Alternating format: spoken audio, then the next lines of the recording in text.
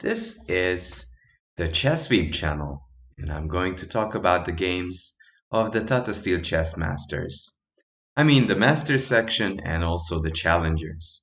In fact, we have some very exciting games going on right now.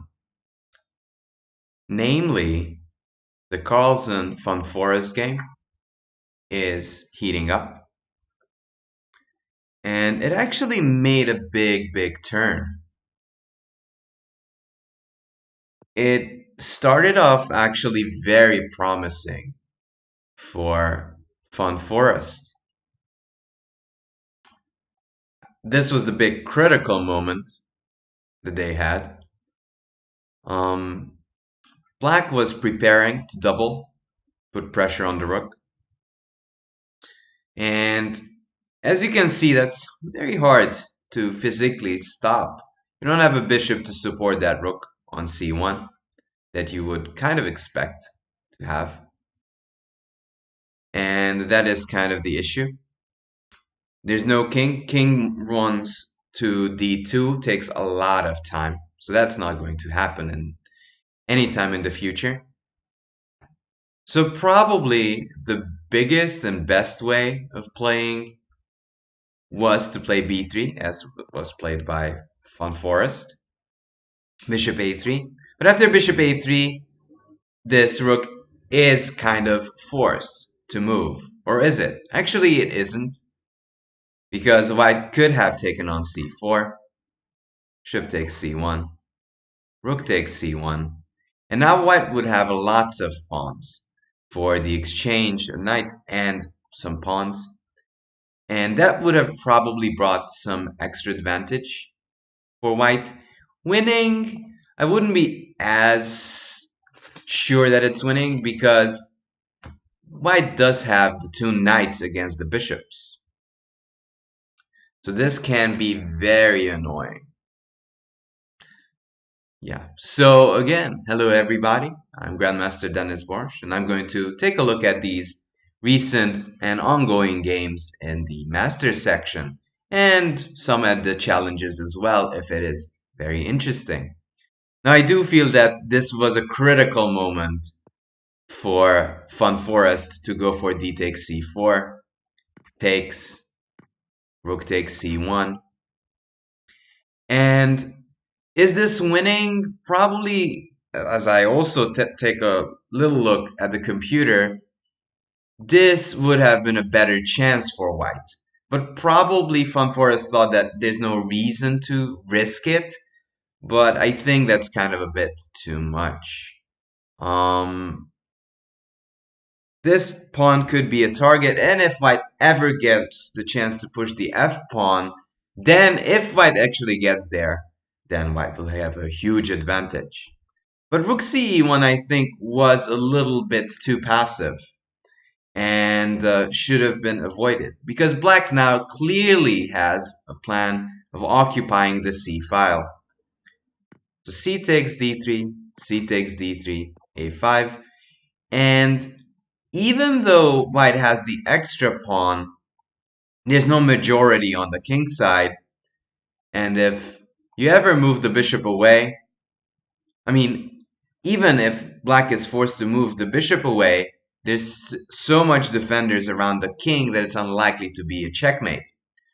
Also, the black plan of going rook c8 and rook c2 is getting really strong. And that is something to be wary of. But a little bit of a disclaimer. So I'm looking at this game between Fun Forest and Magnus Carlsen. Obviously, we're going to go back to the beginnings when we start there. But if you have a specific game that you'd be interested for me to look at, feel free to ask away, and we're going to take a look at that game as well. So c takes a5. Let's catch up with the game. Rook f2. So Fun Forest is trying to stop the invasion of rook c2. Bishop c1. But this was a very nasty move. Probably missed by Fun Forest. Now this bishop is heading to e3. White played knight d2, but I wonder maybe knight f1 would have been an idea stopping this bishop e3 thought. But again, knight f1 is very passive. At the very least, black could play bishop f4 and just quietly prepare rook f8 and rook c2. But okay, he decided to go knight d2. And yes, he gives up the pawn, but the point is that he's going to plant a knight on c4, which is protected by the b pawn, and also kind of seals this bishop away from the protection of the rook. So takes knight c4. The point is, if you take, I can always take on c1, and then suddenly the d pawn becomes a weakness. Let's say bishop takes c4, rook takes c1. Bishop f1 tactics don't work because I can always capture back with the same rook.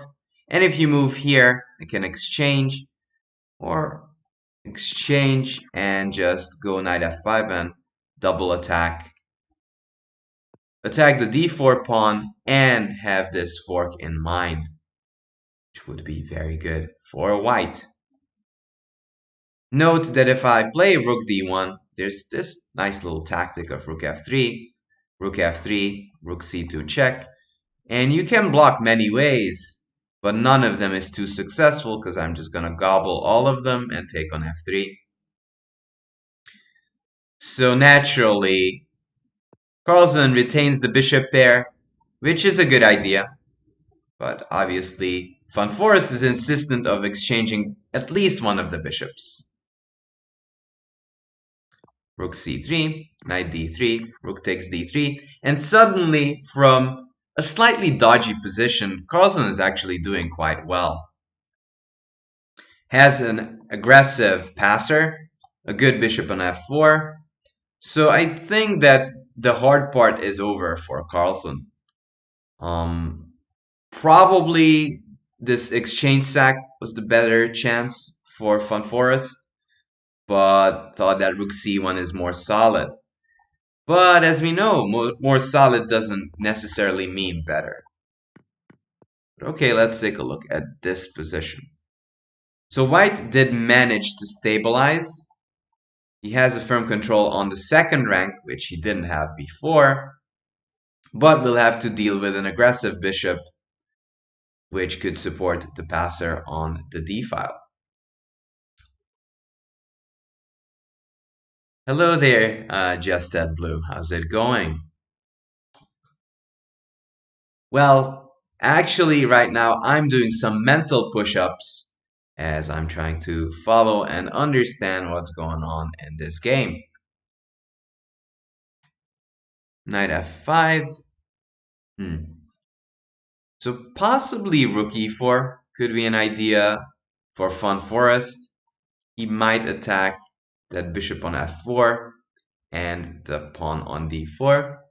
So maybe rook d8 could be an idea. Defending the d4 pawn. Also, it's a right way to support your d pawn if you have a rook behind it. If rook e4, that's not a big deal anymore. I can still just move my bishop. Let's say even bishop e3 doesn't look that bad. I could go bishop e3, exchange, rook takes e3. And probably that endgame is fairly equal. If you want to go rook e7, I feel I have g6, just kicking out your knight. And then the position is just fine. Probably this is the point also for Van Forest. If g6, obviously there's checks, or could go knight g3, but potentially rook e4 seems to be working. Because if you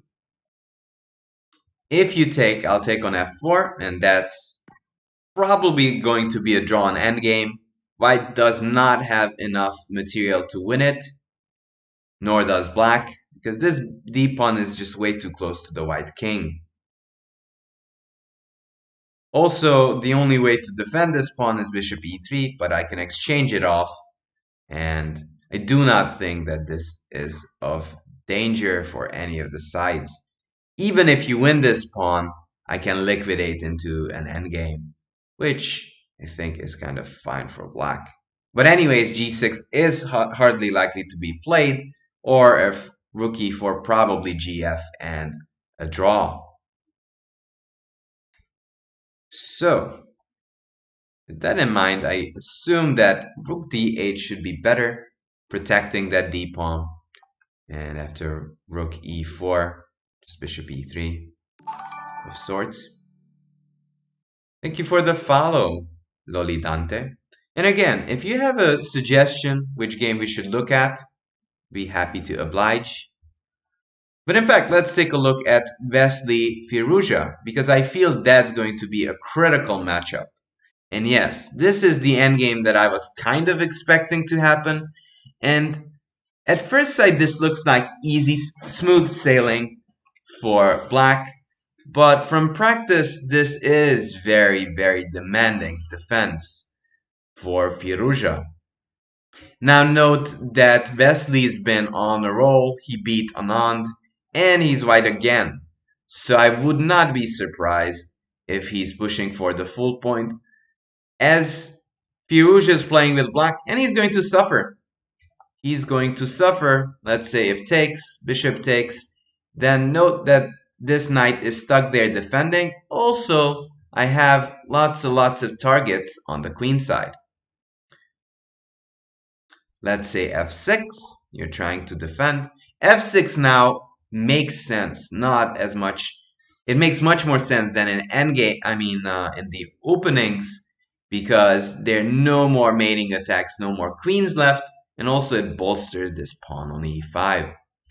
And strangely enough, b4 would be kind of a brutal move, because I'm taking away this critical square of knight c5 and also reducing the scope of your bishop on e7. That is the strategic point of b4. The not so strategic reason is I'm going to win the a6 pawn or drive your knight to b8, which is usually tantamount to near resignation, because eventually I will have enough time to break through on the other side while your knight is still stuck there. And yes, I might not be able to hunt it down yet, but in the future, if ever my bishop gets to a7, that could actually transpose into endgames that is kind of painful for you. Even if it is going to be an opposite colored endgame, the hard part is this. Let me even give you some sample lines.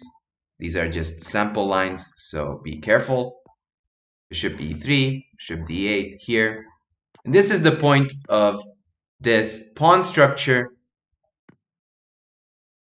You can't really get close in time, and I'm going to win all two of those pawns, probably leading to a winning endgame.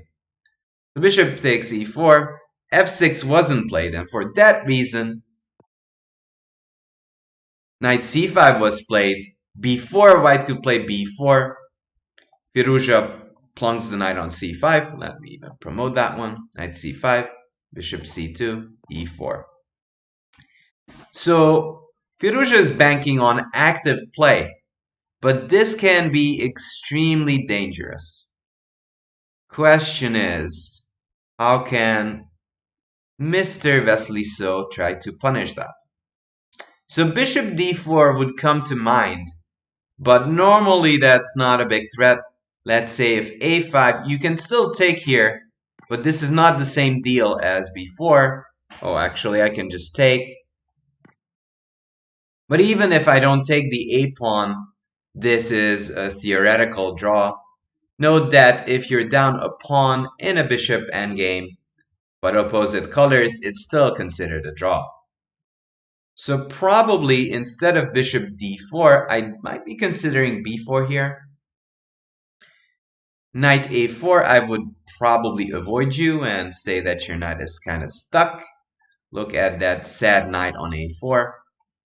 And I'm still attacking the e4 pawn. But my question is really knight d3, if Firouzja can get away with this move. Let's first check what if I take. If I could walk around and collect that pawn, it's a pawn up endgame and probably we should be winning. Question is if I can get there. So king f1.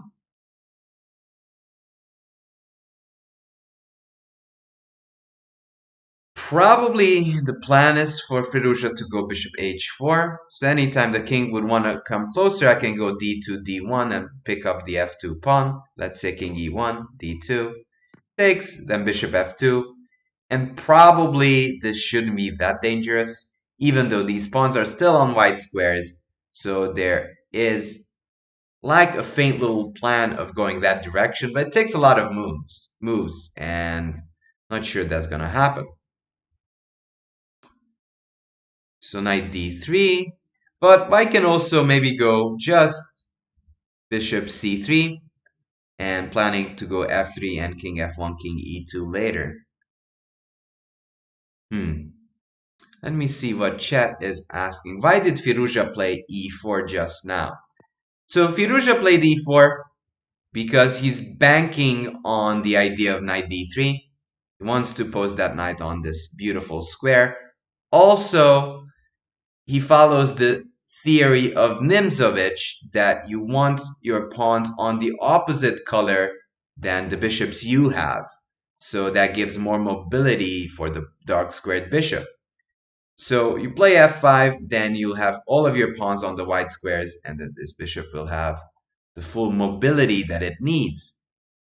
Also, if b4, it gives this extra square on d3.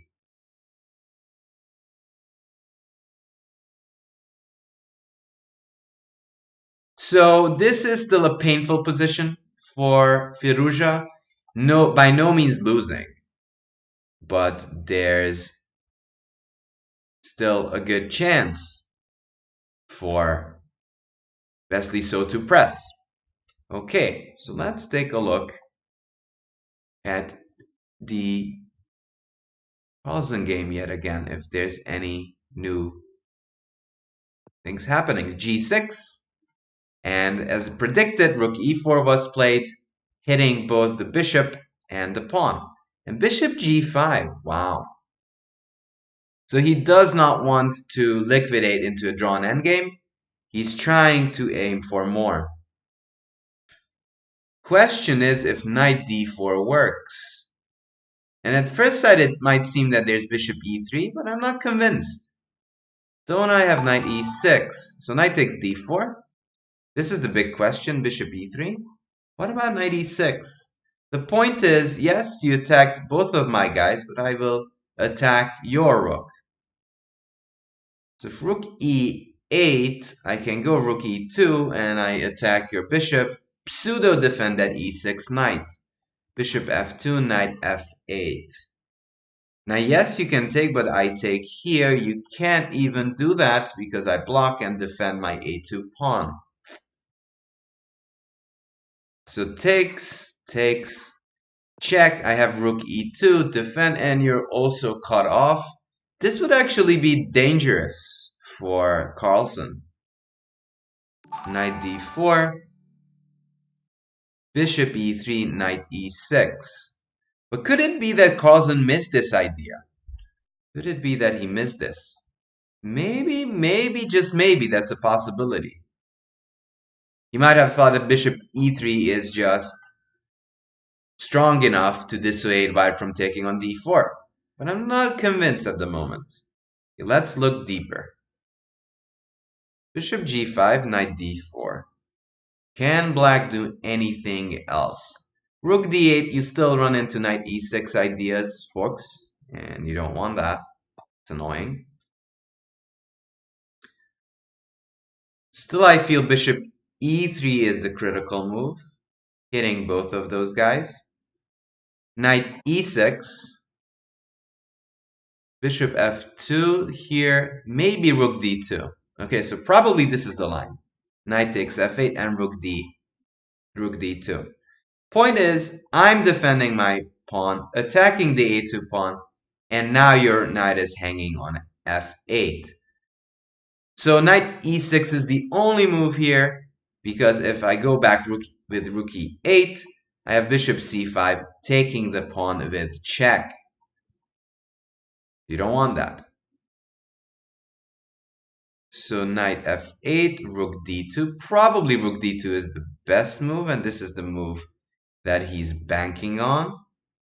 Knight e6. Is there any good checks? Don't think so. Do not think so. Because I can just move my king and play f4 if there's any nasty checks from frontal. So let's say here I go king g3. If check, I go f4. And honestly, I'd rather be white here. Because this king is nearly encircled by this knight. And if I get to combine my attack with the rook and the knight, this will be dangerous for black and not for white. Also note that this bishop is miserably placed. So knight e6, probably rook takes a2 is the best. And yeah, maybe f4, bringing the king up and planning f5.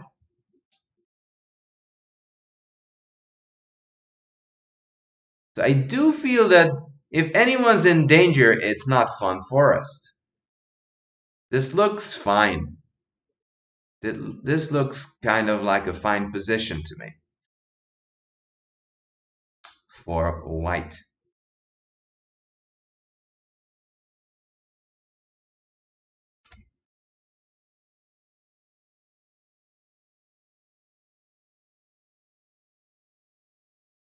So, let me take a look.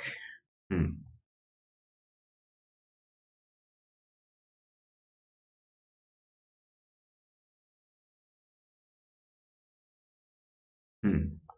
I do feel that this is going to be a good thing. He just needs to find knight d4, knight e6.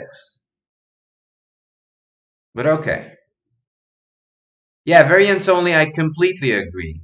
Knight d4 forces moves with knight e6.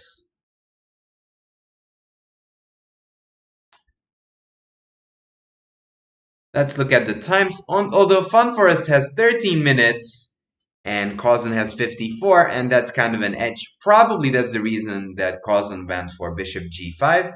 So he's risking something here. He says, Fun Forest been going downhills, which is true because Carlsen's position improved greatly. But I feel that this knight will be stronger on this side of the board, being close to the king, and this bishop won't be that good enough. Okay, let's go back. Let's going deep down the rabbit hole. Rook d2, knight e6. Let's promote this line. By the way, here's the link that I'm going to post in chat. Hello there, Z Nation.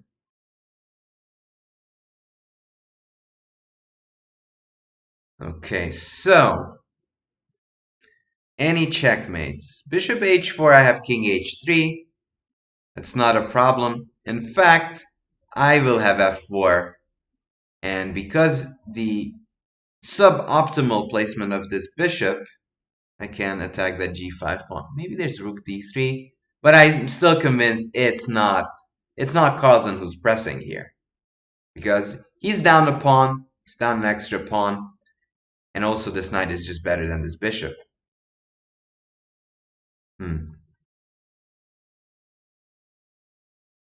But what do you think, chat? What is your prediction? Will Carlsen make a draw? Or will we have a big fight going on?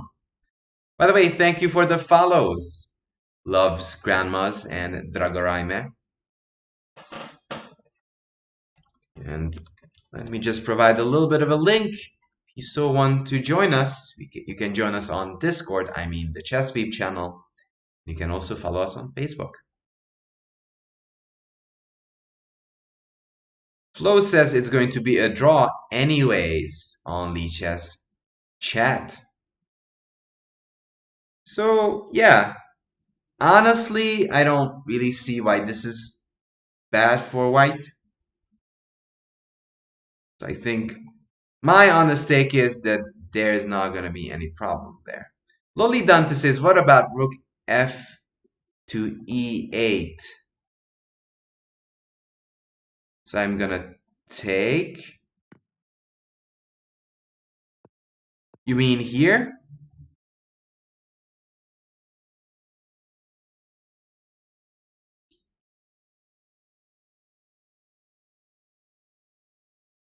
Rook e8, then I go rook e2 and attack this knight.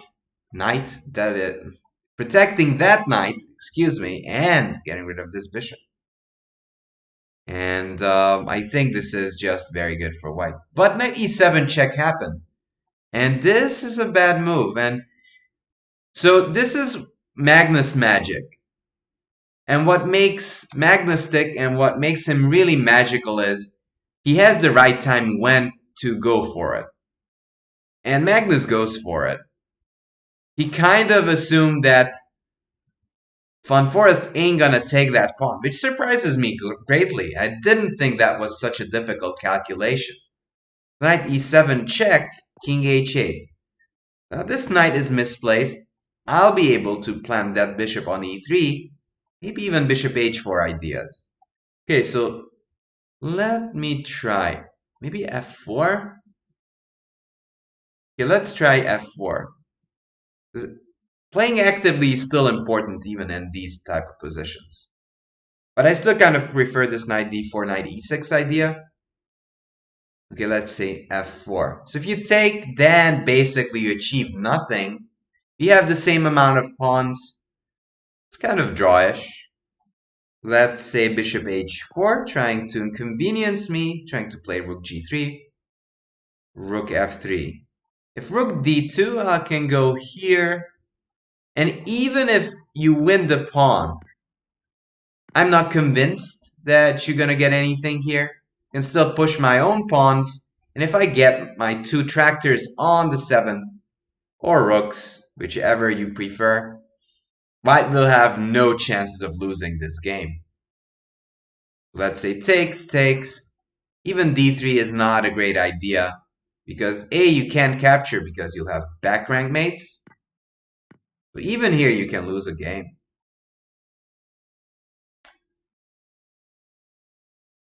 And if push comes to shove, white will have the plan of putting both of the rooks on the 7th. So why is Carlsen playing so fast? The reason he's playing so fast, because his opponent is in time trouble. Down to 11 minutes, and he's kind of hoping that he can force some mistakes from Van Forest, and that's probably a good guess. Because so far, Van Forest's position's been steadily going downhills. He had a very, very promising position, and now it's hovering around equal. So he decided to go knight c6. Again, I'm not thrilled.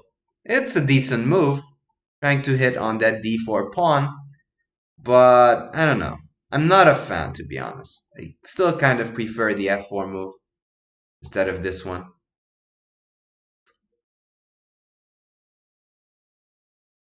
So Z Nation was asking, was there any tricks with g5? Not likely, because I have this knight f5 move, hitting this bishop, and then I have f takes g5, and also putting pressure on this d4 pawn. So I don't think this would have been any big of a deal, Z Nation, for white. But anyways, knight c6 was played, planning to attack that guy.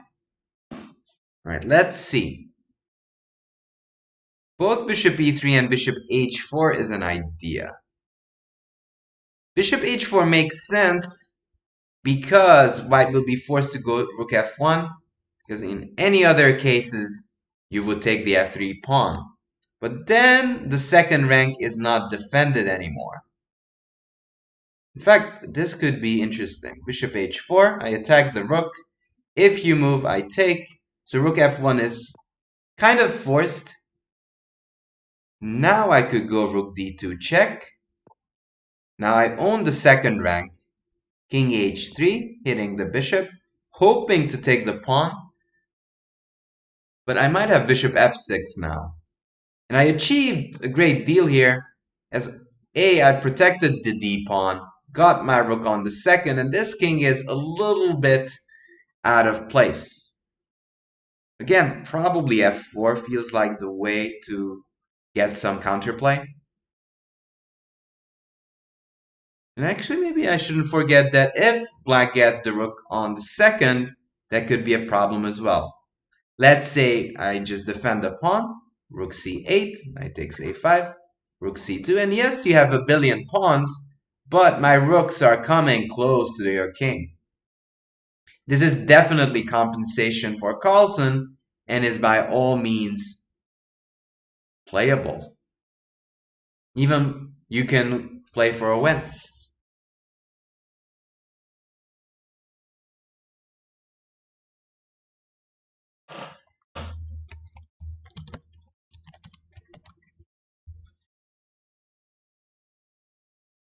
Random is saying, do you think Alireza is underrated because of his rating goes up in every tournament? He's not going to be underrated for too long. So instead, Carlsen played bishop e3. So bishop h4 was an idea, getting the second rank, but decided to bolster this pawn on d4. Now, this is not like a regular term, but I usually call these pawns charger pawns. You know, like a thing that charges your phone. So this bishop is always charged and is always well protected. And it's also a monster.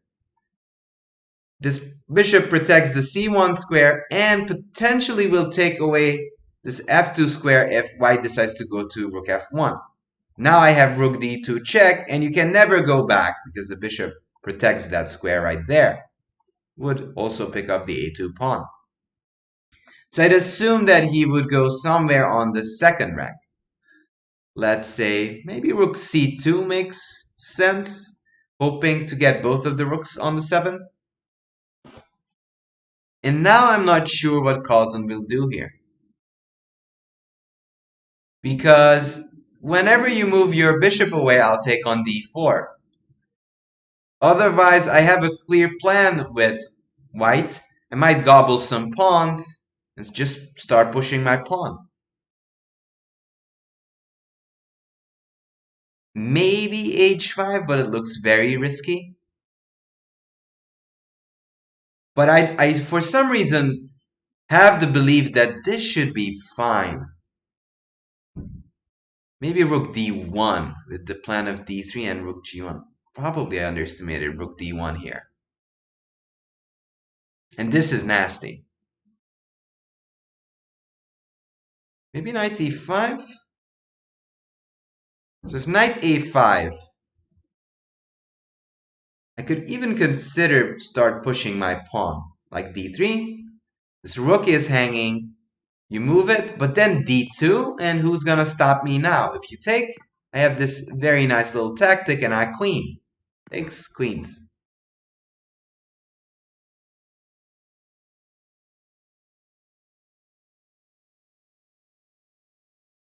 Savarians only says Magnus blundered. Yeah, that's what I kind of thought, that this bishop is very nicely placed, but it kind of deactivates this rook on d3, so to say. So it's not putting pressure on f3 anymore.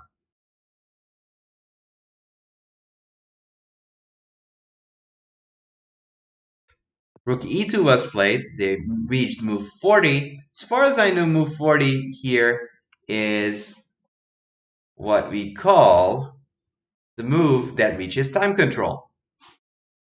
I'm not quite sure. I think that's still the case here in Tata Steel Chess that we're following, that he reached move 40.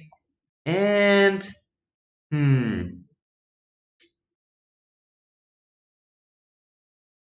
still think rook d1 is an idea with the same plan of rook g1 or d3, d2.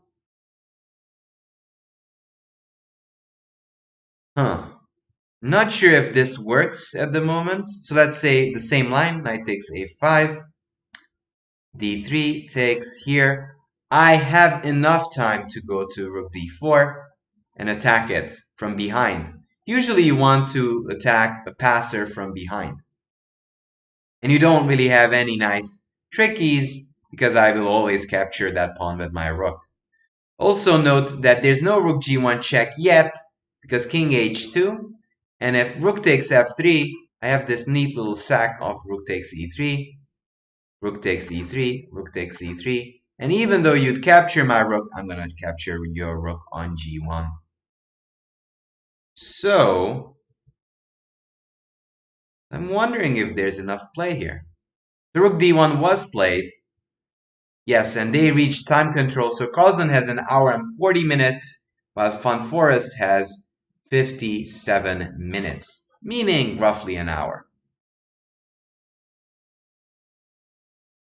So, they reached time control, so they're going to take a bit of think here. So let's take a look at the key matchup between Wesley So and Firouzja. So we stopped around here, saying that white is slightly better and pressing. Bishop c2, e4. So Firouzja is following the Nimzovician strategy of getting all of his pawns on white squares. b4, as predicted, Wesley is trying to activate and destabilize this knight on c5. Knight d3, bishop c3. So as I mentioned before, probably Wesley was considering taking and going closer, coming closer with the king, but kind of felt that this shouldn't be enough, or he can wait with that. So he played bishop c3, king f8.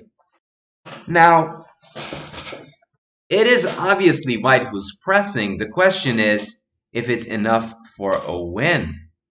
So f3 comes up as an idea, but f3 is actually, it's not bad necessarily. In fact, maybe f3 still is the move. You can't ever play because your bishop's, this knight is hanging. And there's this funny little move, knight c1, but it ain't no good because I can go bishop d2, for example.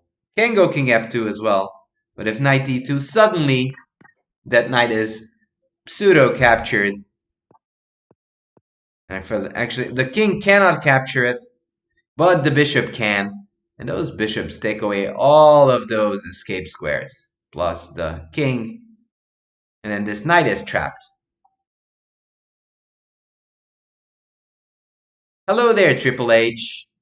Welcome, my chat. Welcome, welcome. So here the f3 move actually makes a lot of sense. And I think f3 should be played maybe, just to undermine this e4 pawn. And knight c1 I don't think is that dangerous. And if f5, the fact is I might get closer with my king now, with all that pressure on the e4 pawn. But he played king f1, preparing king e2, and wow, aren't we winning something here? So if f5, can I go king e2, or let's say take, king e2. King e2, now if knight c1, I can go king d2, and then I corner this knight, probably is going to perish. And if that knight perishes, the game is over. Probably bishop h4 is the idea of Firouzja. And then you can't really win anything, because if I take, I lose the f2 pawn. I do need to win that pawn in order to win this game. Bishop h4, maybe f3. But maybe surprisingly, there's this knight c1 check, ef, king takes, but there's bishop d3 in the end. So I was hoping that maybe this works, but it just doesn't, because at the end, the bishop will stop this pawn from promoting, just in the last moment.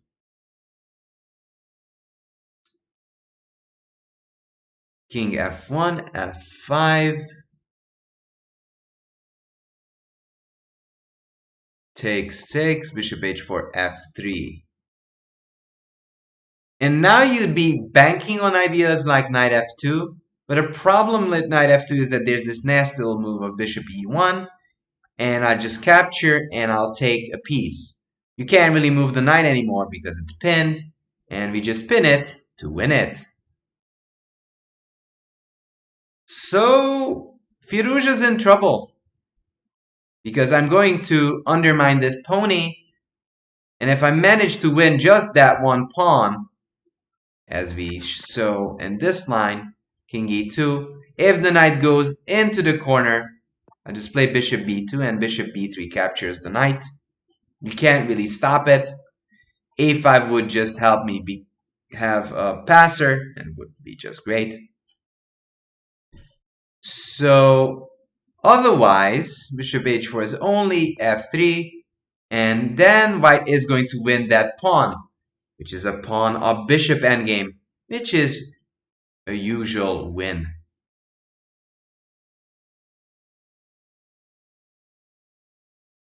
So it seems that Wesley is pressing and probably is gonna win. Apple Crumbs is so versus Firouzja is drawish. Not really. So whenever I started my chess career, I would think that okay, same amount of pawns, whatever, going to be a draw. Well, those bishops are monstrous.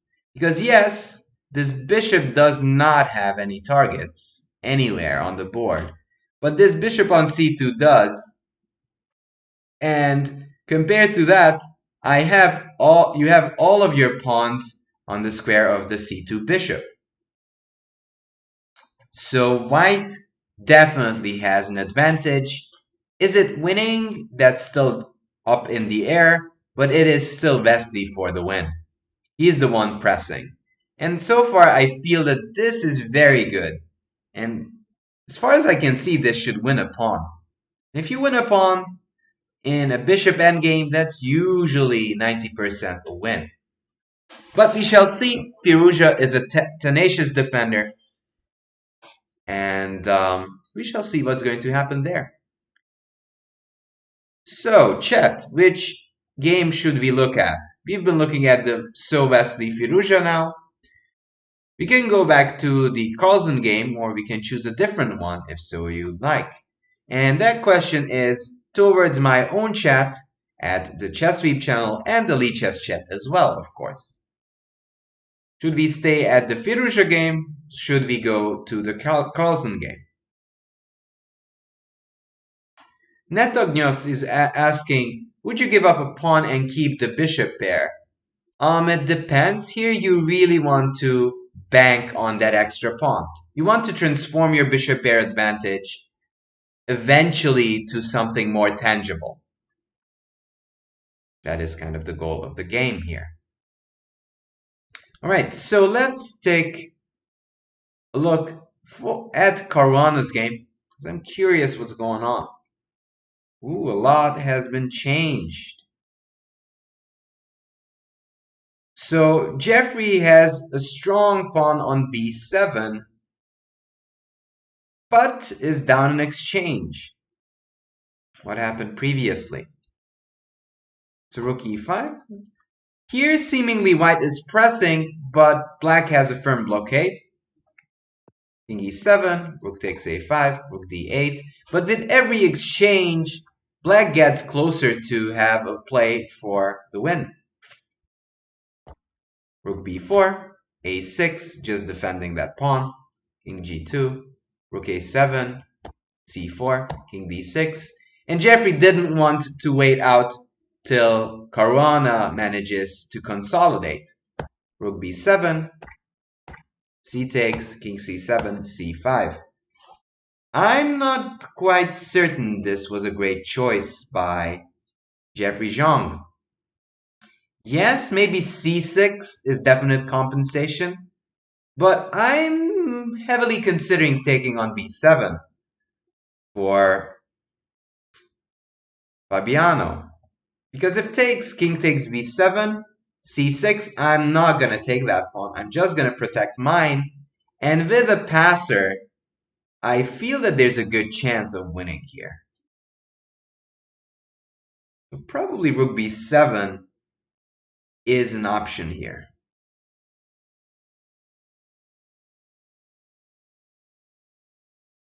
Maybe rook takes a6. The point being that white wants to take it later while still retaining an extra pawn. And that would be still a drawn endgame at best. And also, if you move your rook away, my point is to check. Let's say if you go king b8, I check again, so I can do a perpetual. But I could even go for more and start gobbling all those pawns. Note that this time, rook d2 is not that dangerous. I can go bishop g4. That pawn is defended and can gobble myself. In fact, maybe it's even white who's pressing here.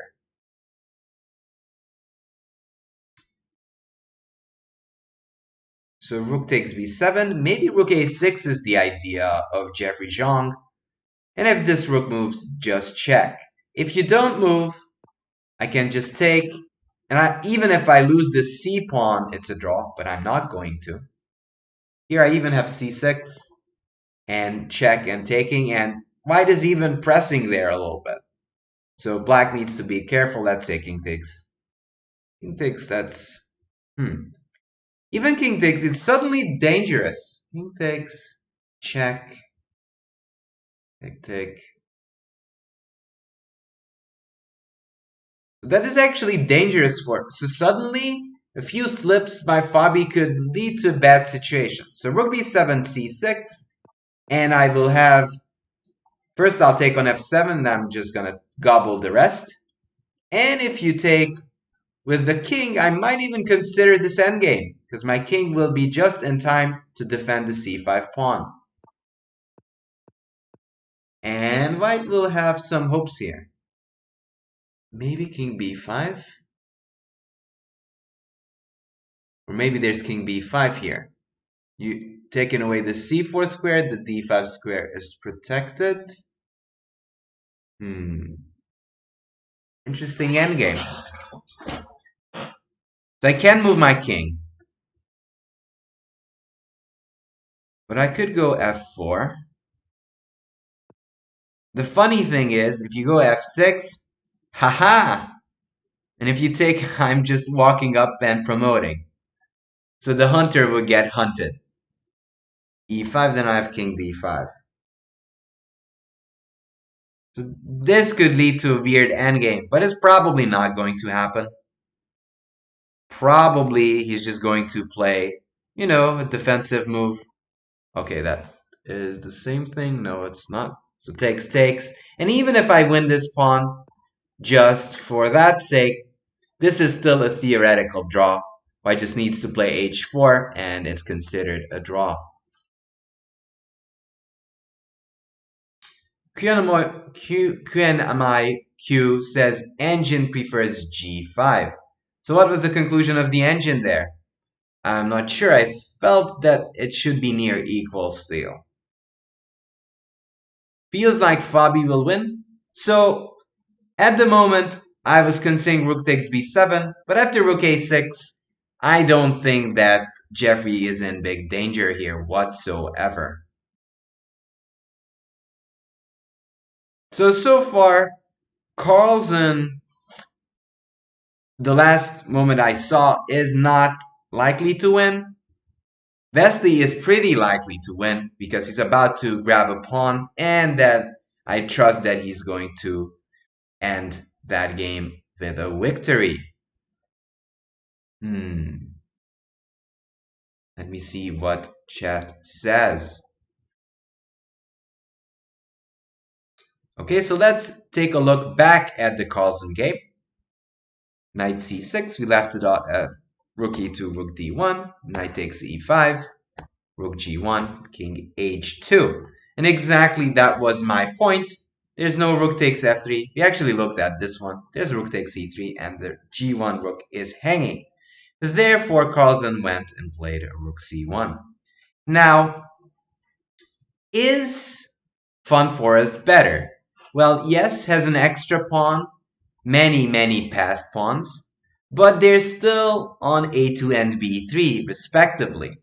On the other hand, black has good play against the white king. In fact, I have that feeling. So king g2 I was considering for a second, but maybe then white can be facing this idea of d3. Obviously, rook g1 would lead to a draw with repetition. But Carlsen could consider d3. Now you must capture d2.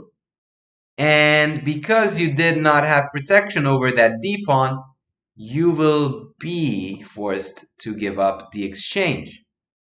X takes. You can go knight c4, but I have two pawns and a knight for the exchange. Should this be a loss? I don't think so. Objectively, this should be decent for white, or at least holdable. Will Magnus and Forrest duke it out if they play this variation? More than likely, yes. I'd say so that this would happen.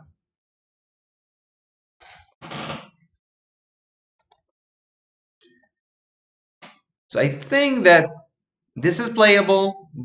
Maybe Carlsen could try here. Thinking about h5, but that's double-edged. If I go rook a8, you can still start pushing the a pawn to a5. So my guess is this is not better for Carlsen. Objectively, this is at best equal. Is it playable? Definitely. Can they duke it out and just fight? Yes, they can. But I don't see anything wrong with king g2 here. So black's plan is with rook c1 is either to go d3, d2, or try to grab that pawn on f3. Note if you take on e3 now, I am going to take the a2 pawn, and that's a little bit better version. Even here, I'm not sure if this should be a big trouble for white, but at least black can play for a win here, justifiably.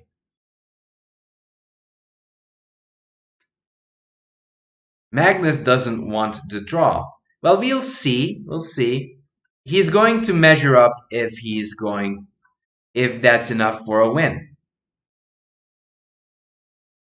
Do you think a younger player like Von Forest will take a draw as soon as possible against Magnus? So I don't think that he's going to avoid the draw here. In fact, if King G2, this could be a potential repetition.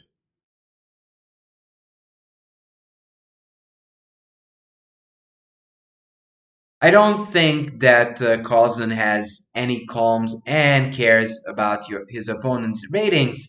He's going to press if he sees a chance. Maybe I could try knight c4 though. Let's see knight c4.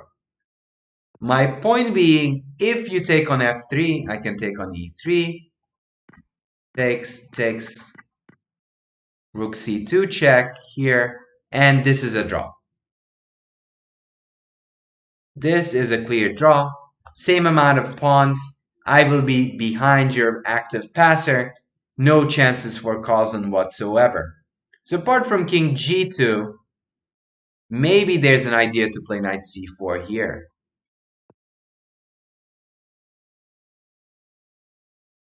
Bishop g1, I can just go back. If bishop f4 check, that's an idea. Trying to push the pawn. King g2, d3.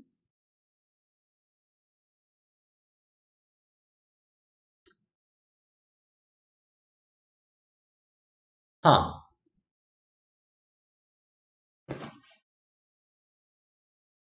Yeah, the rule is called threefold repetition. And maybe rook f2. I have still pressure on your bishop. Let's say g5. No. So even knight c4 might have been a good move, but king g2 was played as I kind of predicted, inviting Carlsen to play rook g1 or to enter this endgame that we've been looking at. And I do think that this is not worse by any stretch for Von Forest, and will get his own chances as well, because this knight is supporting the A pawns, A and B pawns, and there's a lot of hope, even for white here, to press.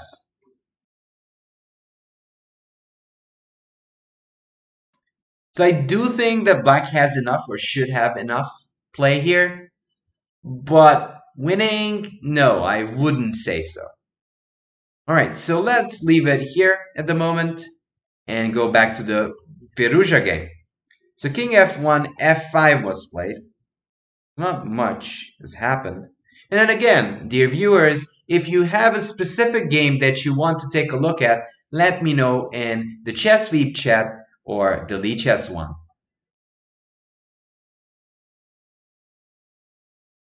So f5. I'm still kind of sticking to the fact that this should be very good for Wesley.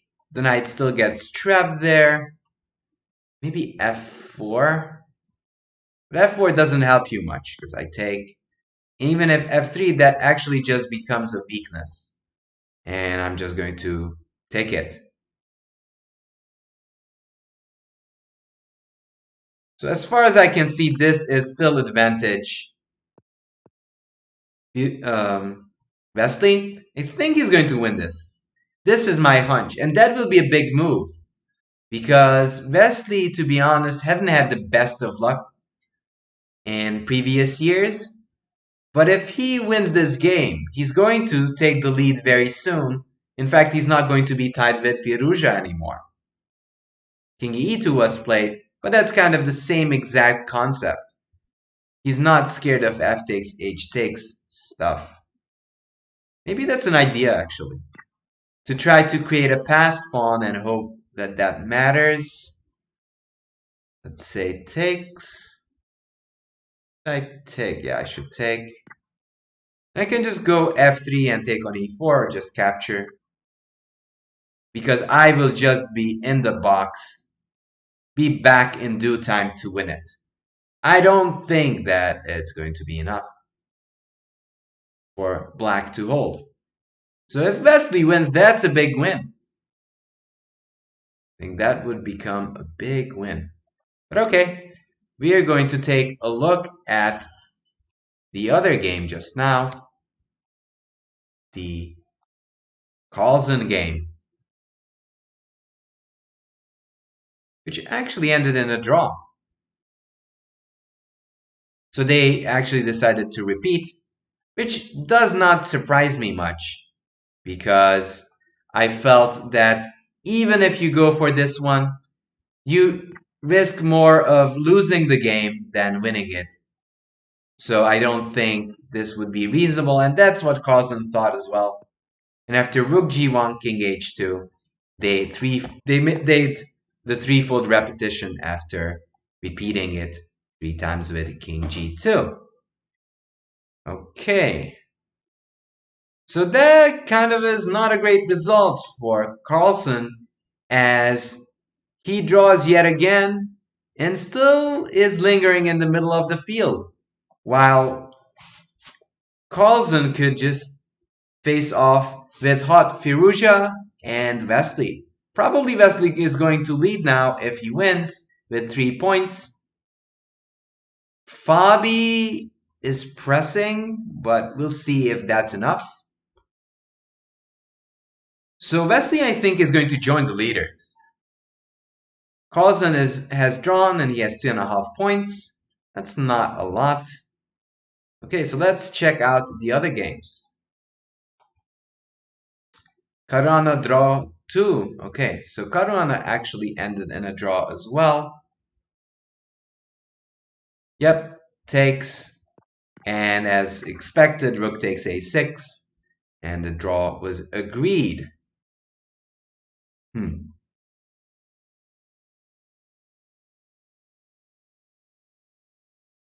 So, let's take a look at the still active game, Anish Giri versus Vityugov. Let's see how they're doing in the tournament. So, Anish has 1.5 points, so win would be important for him to catch up. But actually, he might have been overpressing a little bit. Yes, he's up a pawn, but this structure looks a little bit iffy. Link for standings. So I've seen standings Let me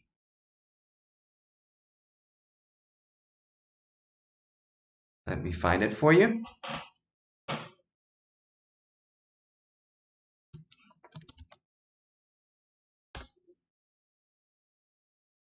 Oh, wrong link. Here's the link.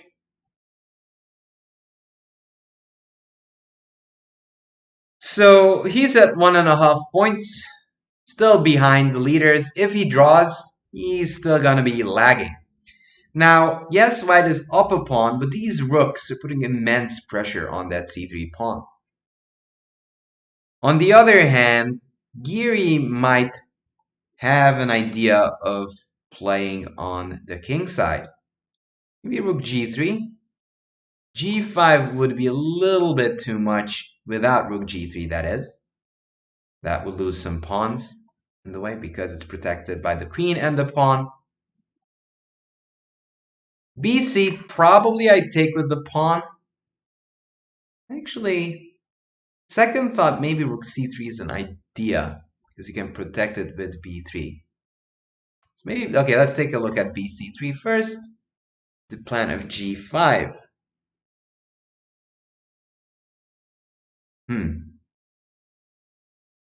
Actually, this g5 I underestimated. This g5 is coming like crazy. King h8, I go g5. And that looks very annoying. If h takes, I can take with the f-pawn. And then I'm zooming down the board. This doesn't look good for Vityugov. Can't really play f6 because that drops the pawn on e6. How can you stop g5? This looks like an issue here.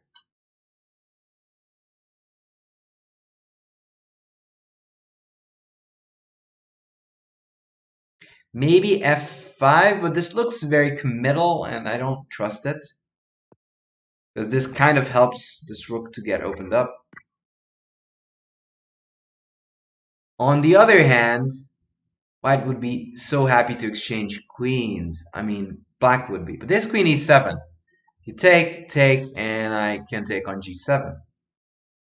So as far as I can see, the rook g3, I take it back. First glance, I thought that Vityugov has good counterplay. But on second thought, g5 is coming. And if white manages to play g5, he will have a raging attack on that king. But okay, let's go back to the other live game between Wesley and Firuza. So Firuza played bishop d8, which doesn't strike me as an aggressive move. So one thing that you could do whenever you're playing these type of endgames is to aim for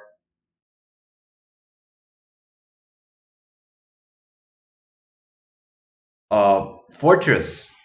It's not easy to do so, but it's maybe possible. So bishop d8, let's say takes. And you might want to walk your king up to build a fortress. So let's say bishop b6. The point being, A, you put pressure on these pawns, B, you take away all the entry squares. And if you manage to take away all the entry squares, potentially you have a hope for a draw. But let's see if I can break the lock. Bishop d4. If you enter the endgame, you're lost. Bishop c7. Bishop c5. Here, king d4 and king e6. So simple attempts of breaking through doesn't work. And this is kind of the concept that Firuza is banking on. Trying to take away both of these squares. If I can't infiltrate your position, then it could be sort of a standoff draw. If I go here, you can, at worst, you could go here and take away that square. And if I can't pass through, then it ends up in a draw.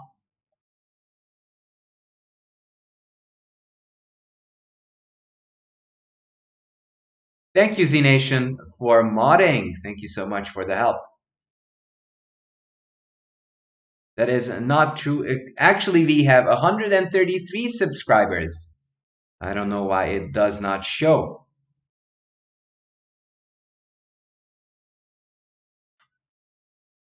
So, yep, Magnus' game ended in a draw. And let's take a look at here. So, we have all these squares protected. So let's try to be more circumspect. If I go here, you can still check and drive away the king from this very active position. So that's the plan for Firouzja. He's trying to plant the king on e6 and stop this king from entering through king d4 and king c5. So bishop d8 takes, king d3, bishop b6. Bishop d4, bishop c7. Because your king is far away, I might be able to win some time. So I'm going to take here, and play e4.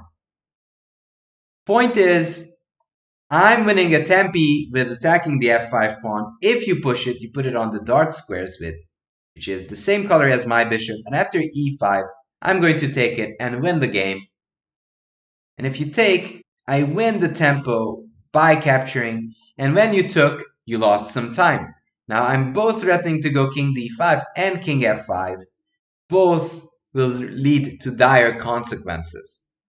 Here, I'd rather go this way because I want to capture the queenside pawns. And if that happens, it's game over.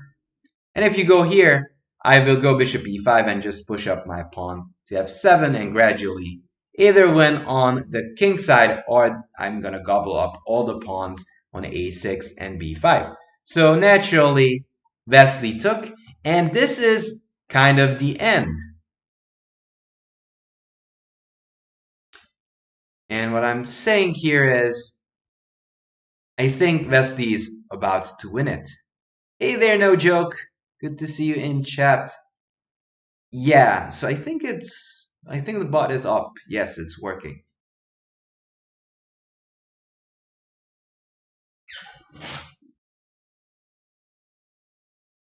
So, I think this is going to be a big win for Wesley, and he is going to tie for first. Magnus is not cheating, or not as far as we know it. I am.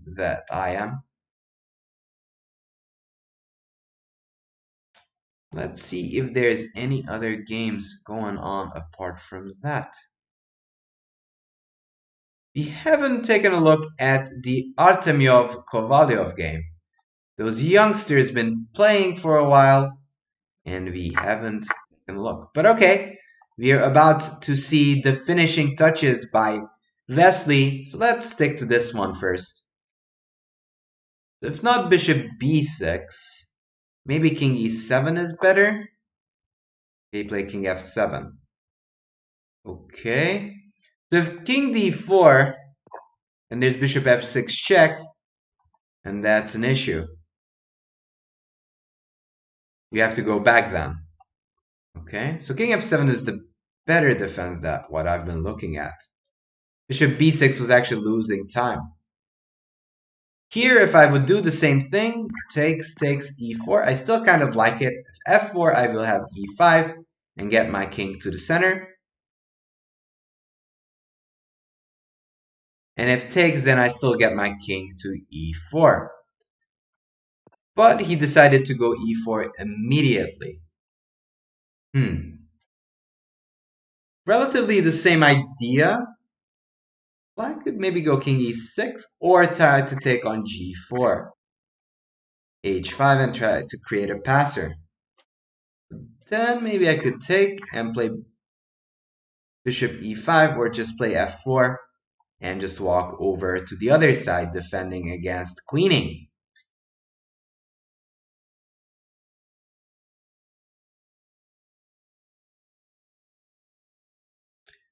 Monkeyed Babar. Is smartness a cheat or is it legal? It's legal to be smart, as far as I know.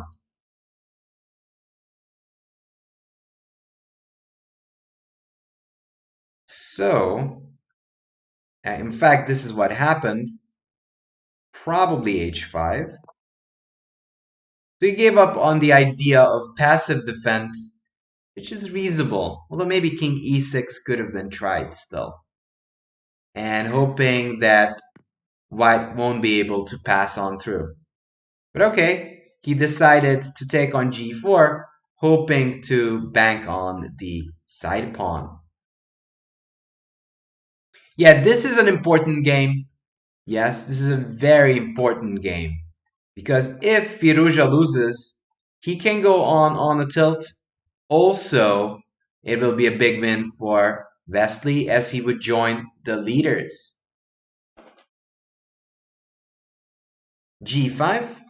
Oh, so he's actually not going for the passed pawn plan. He's trying to blockade with g5. On the other hand, this is on a dark square, so I'm not sure if that is great. So if king d4, I'm still running into bishop b6 check. So that's no good.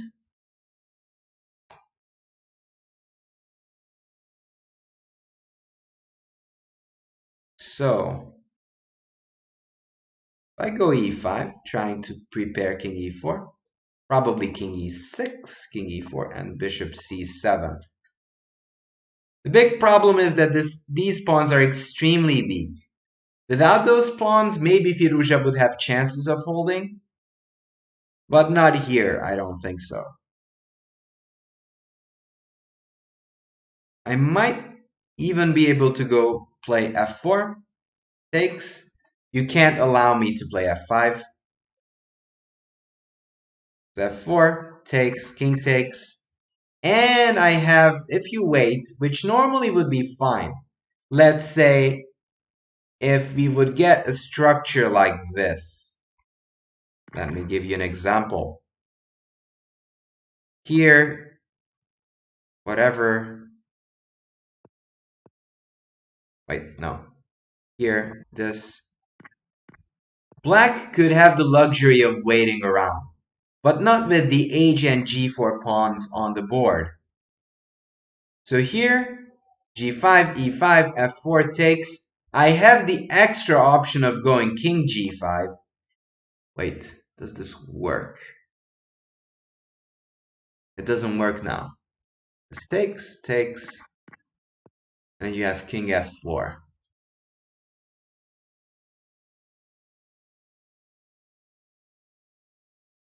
Yeah, this doesn't work. But still, that is kind of a viable option to go for this pawn in the future. That doesn't work. Okay. Ah, so maybe this is his idea. But I'm still doubtful. I'm no Carlsen, but I also don't agree here that there would be a fortress.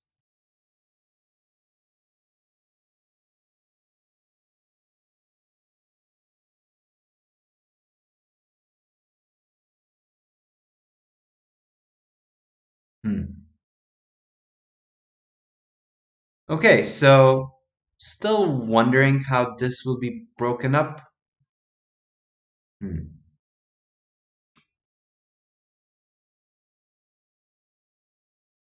Good question. But we shall see. I'm kind of considering bishop d2 and f4 ideas, provoking this pawn to move to h6 and then target it on h6. So black did maximize his chances. As long as this king is here on e6 and there is no entries, then the win is not as trivial as you might think. Let's leave it here on g5 and see how Vesely tries to proceed, while we look at the game between Artemyov and Kovalyev. So there have been some things happening here. White had this knight e5, takes, rook e8. And rook e8 kind of prepared this idea of knight takes d4. And then there'll be a lot of pressure on that e5 knight. Knight f3, just running away from that threat.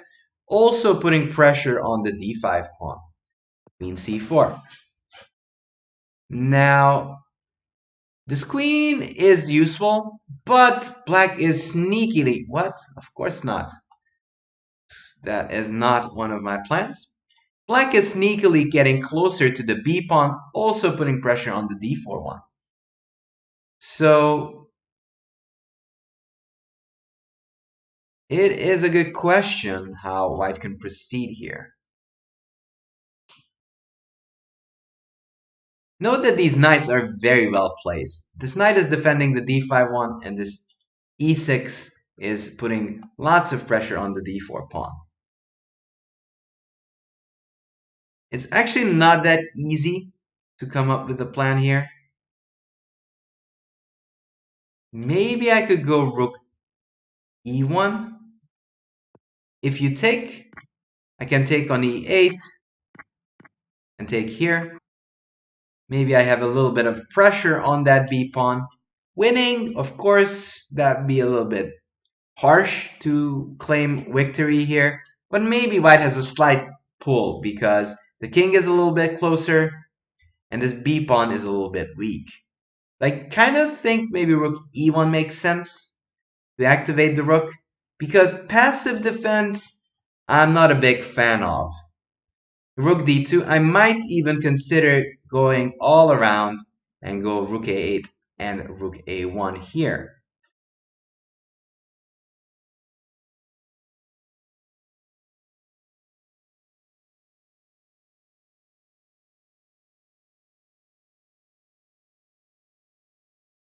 Huh.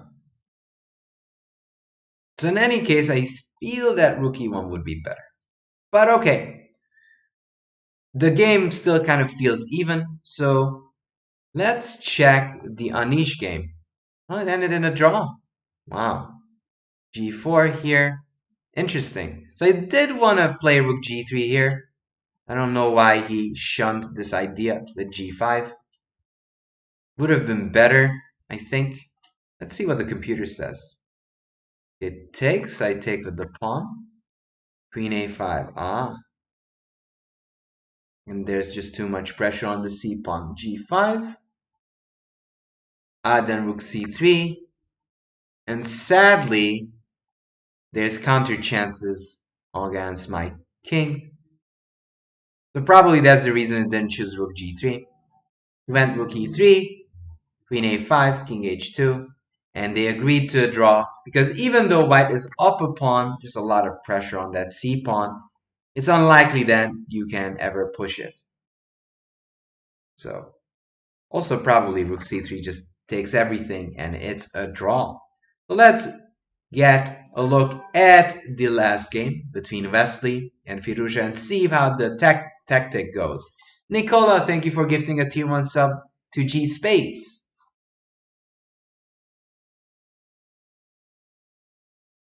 So G5. Okay, so King D4. King D4. First off, I rejected this idea, but I hear that chat wants King D4 so much for Wesley. So I rejected on the idea of losing the f2 pawn, but on a second thought, even if you take it, I can always push this e pawn, so this f pawn never really mattered. Also, I can just walk my king up and gobble the a6 and b5 pawns. And that's kind of the point of sacking with king d4.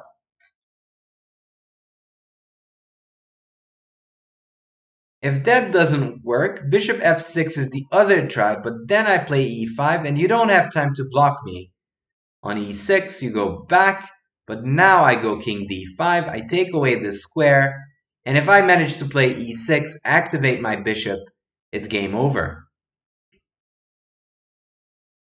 And you can also stop me from gobbling up all the pawns on the queen side. So that would mean the following. Hi there, Nicola. Let's see what this would mean. Standings. Let me even post the standings in my chat at the ChessVeep chat. Here's the link there.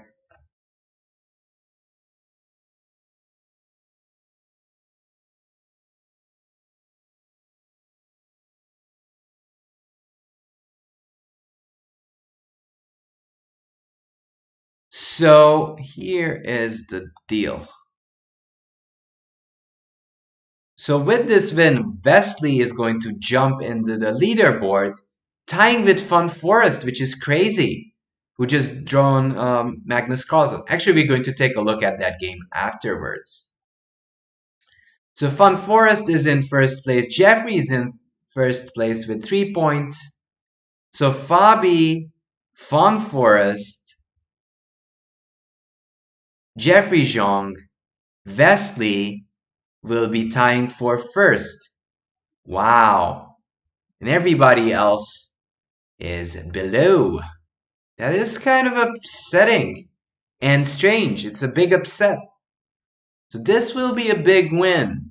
Huge, huge win for Wesley if he finds King d4, and he has. Now this is a big, big blow to Alireza, as he was firmly in the lead, had a good tournament, but we'll see if he will be able to crawl back after this loss. On the other hand, he still was doing amazingly, and as we can see, Wesley is in great shape. He actually beat both Anand and now probably Firouzja. That will be a big, big tie for first, with many, many, many rounds to go. With bishop b6, as we said, so here takes. So apart from taking all those pawns, I can also start pushing my e-pawn. Okay, so bishop b6 was played. I assume king d5. Probably he's just going to go for the pawns, because that is the cleanest way of winning the game.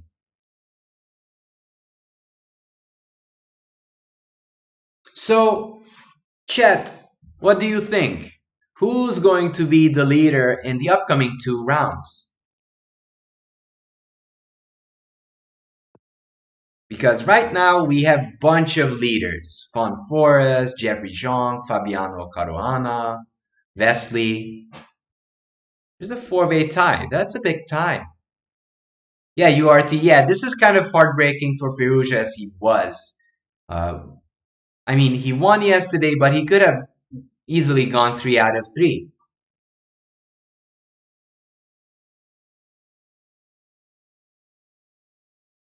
Alireza is playing bullet, clearly because he has 30 seconds.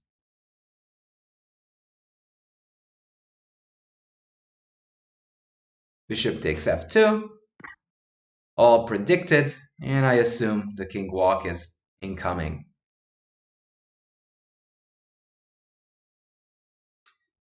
So my question was the following: who do you think is going to jump at the leaderboard in upcoming few rounds? 1 or 2 rounds. Honestly, my pick would be Wesley So, as he's been on a streak now. He beat Anand, now he's beating Firouzja, and that would be my guess. But I'm curious what you guys think in the chat. You would not convert this position against good opponent in a million years. Well, just try to find your opponent weak pawns and probably you're going to win it.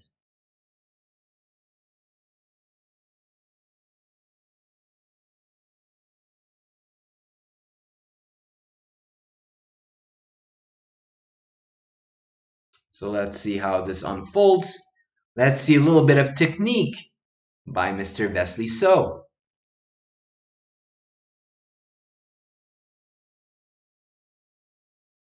Why? Bishop d4 just blocks the bishop, but you don't really need to do that either. Why not just pick up the pawn? You know, if they give you free pawns, just take it up. Just pick them all up. So Eternal Santos says, my pick is Carlsen You can't pick five guys. Also, Ding is not playing. So I guess, by proxy, you're picking Carlson. Okay. Although Carlson has kind of been lingering and struggling in this event. Been making a bunch of draws and hadn't been making many headways, especially against the weaker players. Von Forest, as one of the lowest seed, not beating him is kind of a big blow. And Wesley and others are still yet to play Von Forest. Now, Von Forest is obviously a strong player, but has a clear target on his back. So it's possible that they will try to beat him later on. Yorti says, I think Firuja will crawl back the next few rounds, but surely Carlsen will make up and start winning. Okay, that's a fair assumption as that happened multiple times before. But I wouldn't know. I have a lingering suspicion that with these draws against lower rated players, these chances are dwindling with every second. Tiny Pawn, hello there. Thank you for joining the chat. By the way, I wanted to post a schedule that we just added recently. Let me see if I have it. No, I don't have it right now. But if you will join us on our Discord, I will post a schedule. Usually I will be streaming hours from 10 to 12 or 1 to 3. That will be my schedules in daily. Well, not daily, but most of the week. And for Ilya Nizhnik, you can find that on Discord. I'm going to post it very soon. We have that Tuesday from the rest of the week schedule lined up. So if you want to find that out, feel free to join us on Discord and you'll enjoy that, hopefully. But okay, let's see how this game continued after this bit of a commercial break. And indeed, knowing Wesley, he goes for the pawns. And I wouldn't blame him, because why wouldn't you take all those pawns that you so need to grab? And after grabbing those 2 extra pawns, it should be fairly trivial to win this endgame. Let's see how Firuja will respond. So they reached another time control, because they reached move 40. But I don't think that this game is going to last that long.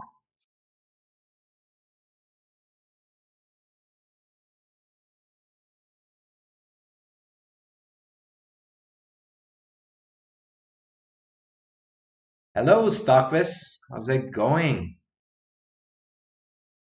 So yeah, just a disclaimer. I am planning to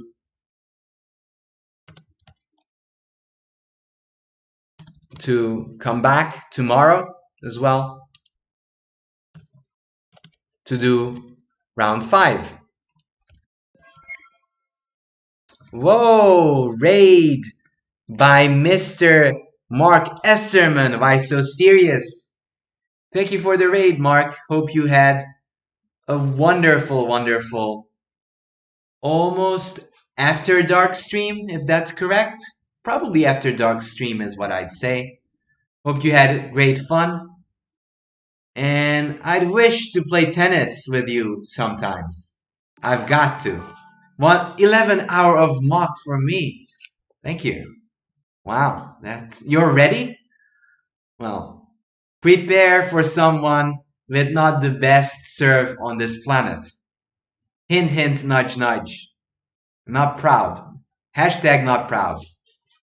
But I'm still down to a tennis match, definitely. Oh, we can hit. That's cool. I like the idea. Anyways, thank you so much for the raid. And hello, everybody. We're actually looking at the last game between Wesley So and former leader Alireza Firuja, planning to win. Wesley is planning to win and is just going to win pretty soon as this king is marching up the board, collecting all the pawns, and then winning. Squirrel, you were just looking at this game. So after we're done with this one, I think I'm going to do a bit of a recap and we're going to have a look at the game between Fun Forest and Magnus Carlsen, and we might even revisit this game between Wesley. So, in fact, we have not less than 4 leaders. We have Wesley in the lead. We have Jeffrey Zhang in the lead. We have Fabiano in the lead. And last but not least, the big surprise of the event, Fun Forest. And where's Carlsen? Where's Carlsen? I wonder myself. I don't know where to find him.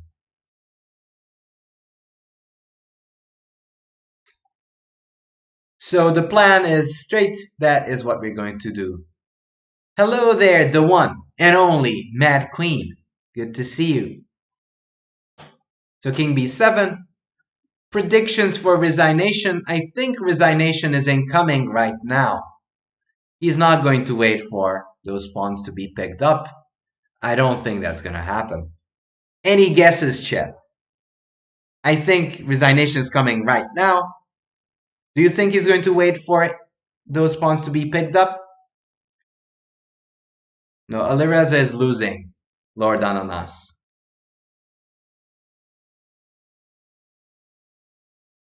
Stock is saying, I think Carlsen was just playing defensively and focusing on not losing to get his world record. Nuh-uh. I think you didn't see that game. He wasn't trying to be passive at all. He actually faced a gambit line. In fact, he was the one gambiting. So, I wouldn't call that passive play at all. Let's see if that was the game that ended. Did it end? Let me check. No, not yet. The game is still in progress, but I think it's agony. Agony is going on.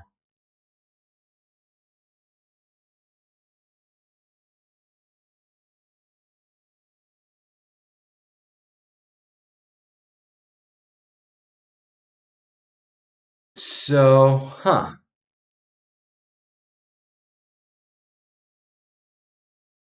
let's see.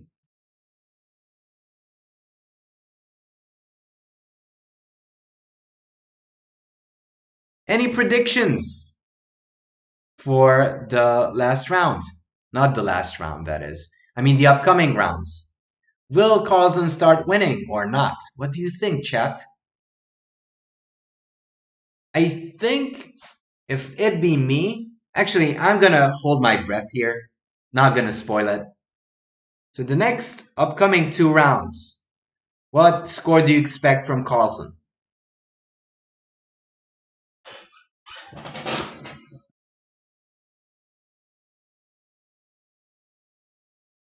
£2, okay.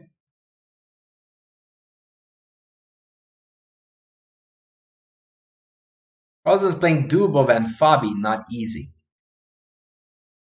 Lord Ananas says Carlsen will surprise and be doing a comeback.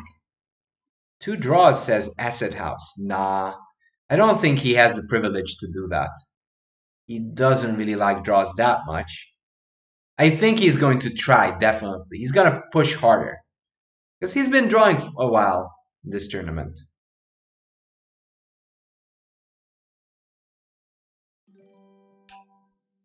One and only Mad Queen. Thank you for gifting a sub to Summit. Go Ali go, says King Konyi. Well, sadly, Alireza is probably going to lose this game. Be losing this game. But in the future, you never know.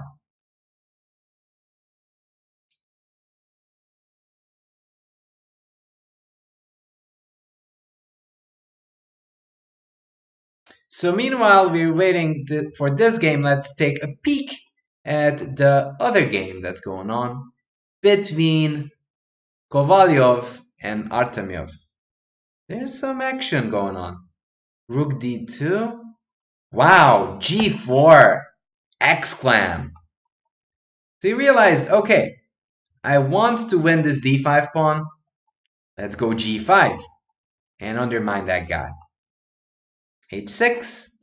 Trying to stabilize. h4. And going with g5. Now this is a big weakness. Queen b3. Trying to destabilize the pieces.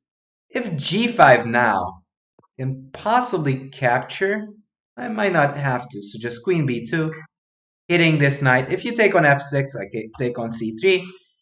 And that's dangerous, but at least I gain some pawns. Takes, here, here. And black has some play over here. b5, g5, takes. Now this is a clear target. Knight h7, takes. Knight f6, check. And in between check, takes, queen takes f6, queen d5, rook e2, rook d8. Boom! Missed by Kovalyov. And even though this is move 40, is completely hopeless because you can't take with the queen. The d8 rook is falling. And after fe, as played, I have queen g6, king f8, and knight e5. And that's all she wrote because if you go here, I have queen f6 and gobble up everything. You can't even block me because I'll just collect everything and check on c6. And if you have to play rook d7 here, I'm just gonna take you at worst case scenario and I'm up 50 pawns. Actually just 2, but it's just going to be enough.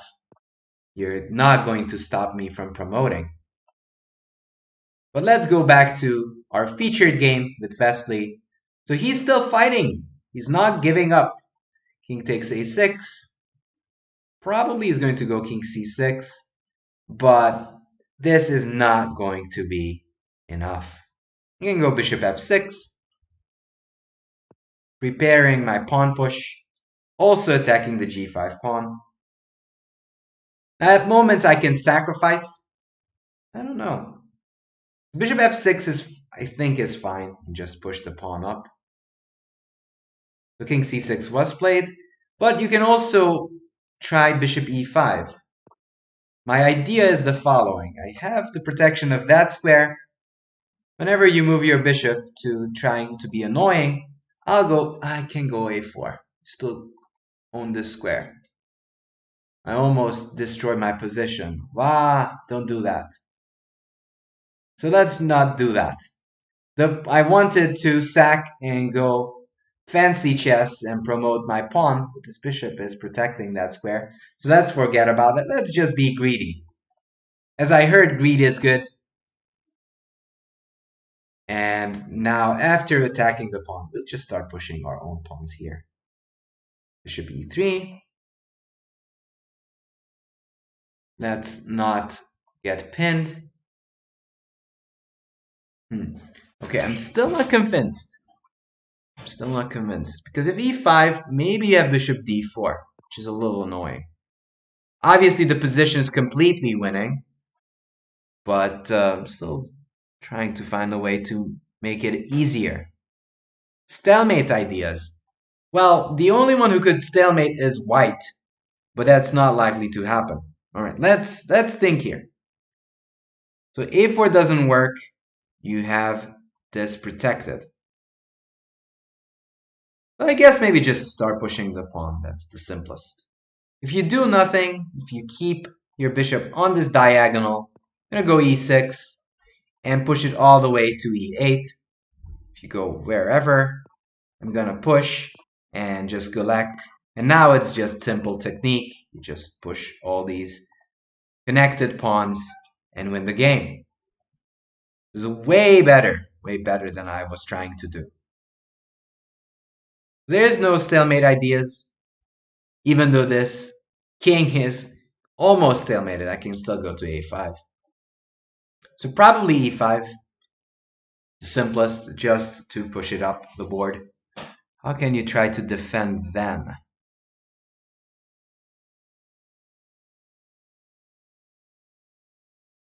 So maybe I can just do some beauties. So here, e6. You can't really move the king. You have to defend this pawn. Bishop d6. Yeah. So I can just go bishop f6 and prepare e7, e8. So the simplest way was just to push the pawn all the way up the board.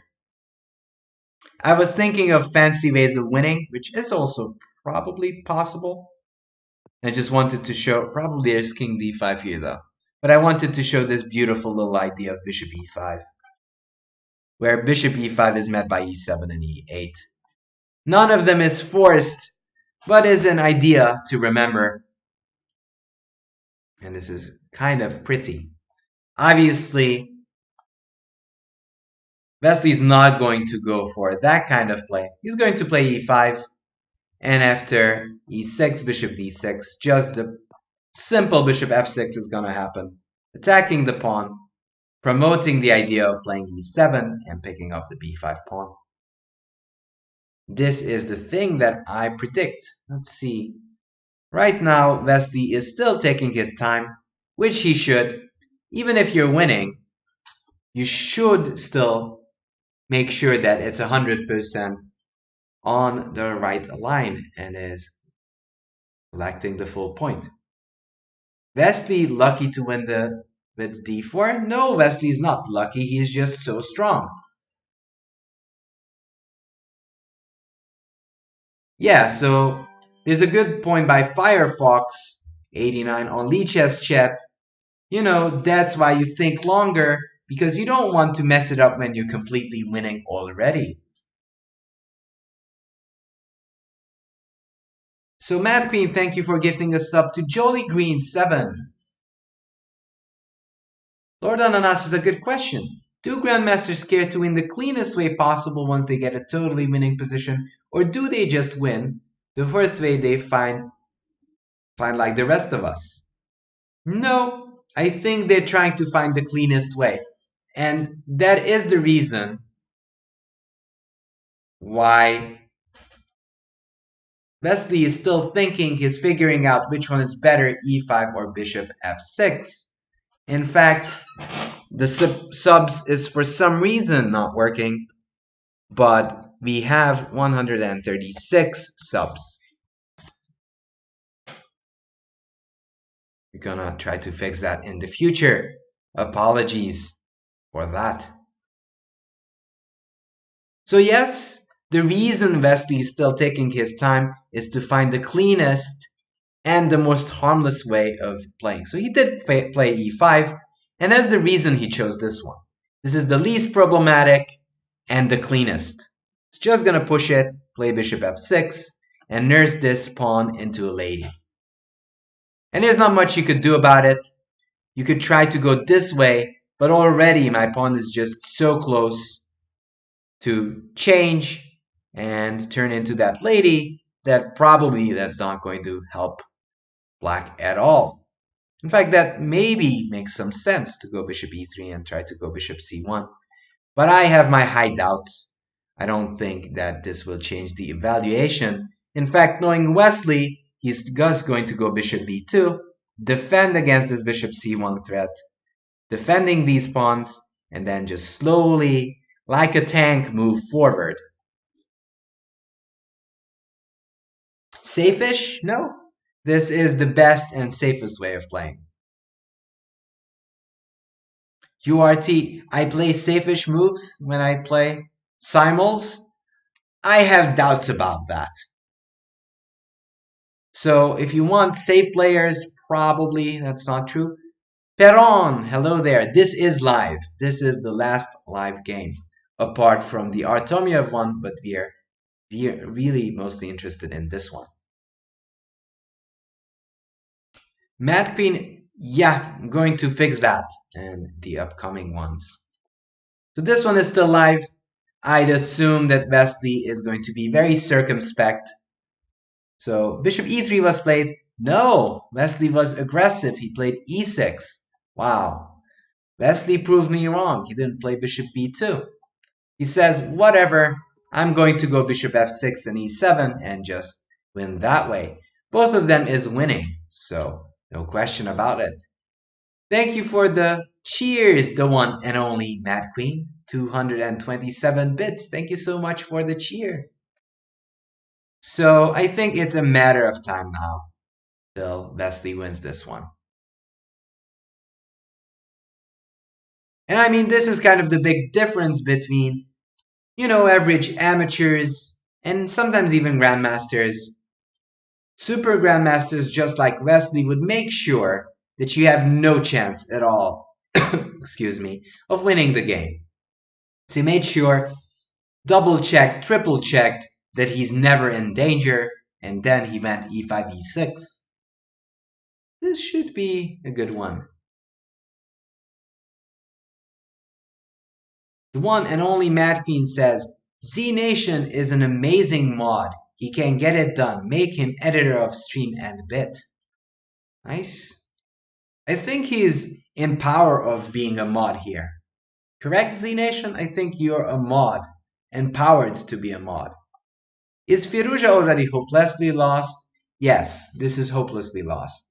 Against Wesley, against the level of 2760 player, you have no hopes of surviving here.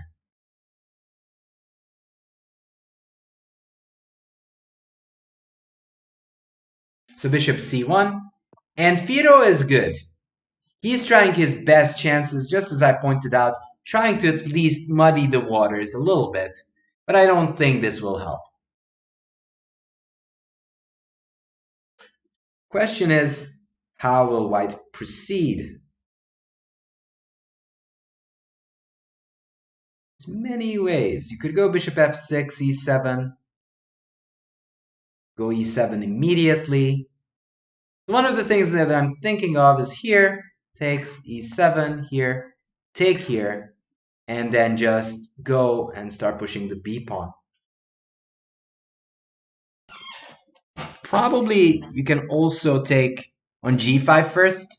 Oh, you can't. So just take here first. You still threaten on g5. You still have to defend that guy. If you go here with defending, that's not good enough. And I'm just gonna stroll down the board and winning. Lichess is talking about the protest that's going on. And what's very interesting here is they're saying that bad sport. I don't think there's such a thing as bad sport. You have the right to protest. We're talking about the previous game between Carlsen and Firuja, meaning that Firuja Carlsen game. You can always protest and always make moves. It's not illegal to make moves. Also, why couldn't he protest? Of course, he can. Yeah, it was an old game compared. So we're past that. I don't think that'll be a big drama this time around. It's a longer time control, less stress. Still a lot of stress, but not as much when you're playing Blitz.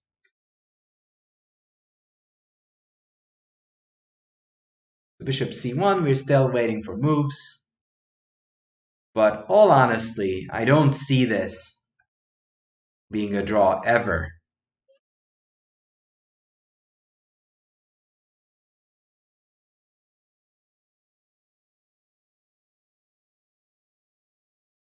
The alternative is to start a never forget movement. I don't believe never forget movements have a right to exist. I think that's not a great idea. Give me shelter. Thank you for subscribing to the tier 1 sub. Welcome to the Chess Weep channel. So, yeah.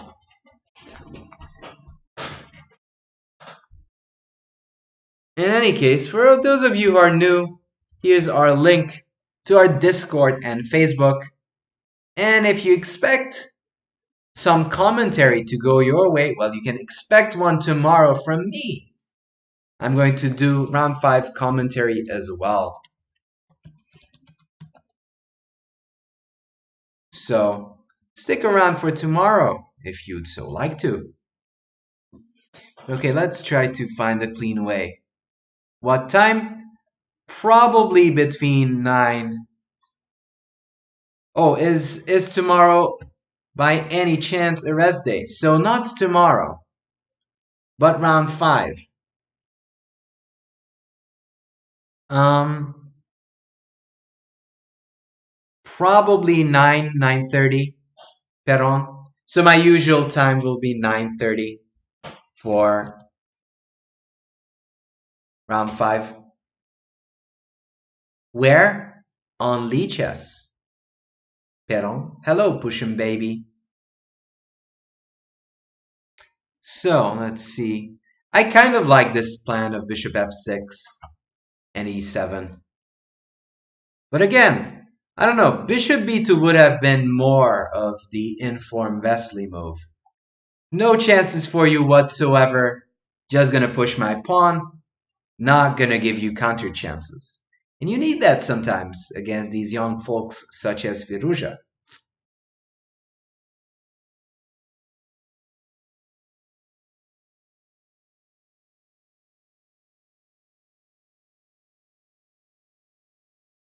Yeah, you do have the benefit of doubt looking at the engine when you do so. I'm trying not to do that. I'm trying to use my human resources, my brains, to try to find the right moves, and that way, improve as a player and also try to understand what Wesley could be thinking.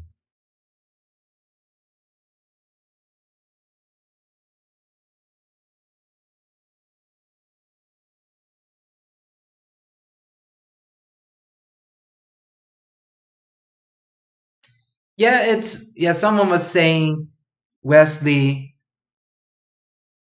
Wesley is going to do badly. I don't think so. He's been in fine shape these upcoming days.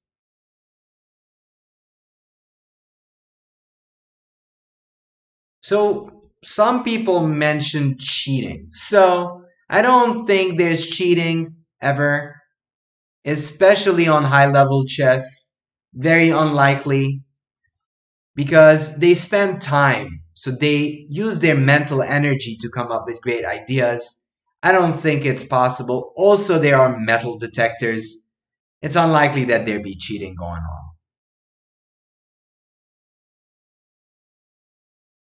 How to see games from previous rounds? Well, here's the link. From previous rounds, yeah, it will also end his career. Thank you. You can find it on the main channel of Tata Steel Chess. So again, we have Jeffrey in first place, Fabi, Forrest, Wesley. Duda didn't make it. He drew his game against Dubov. And Carlsen is on 2.5. Also, still not doing that badly, but drawn most of his games.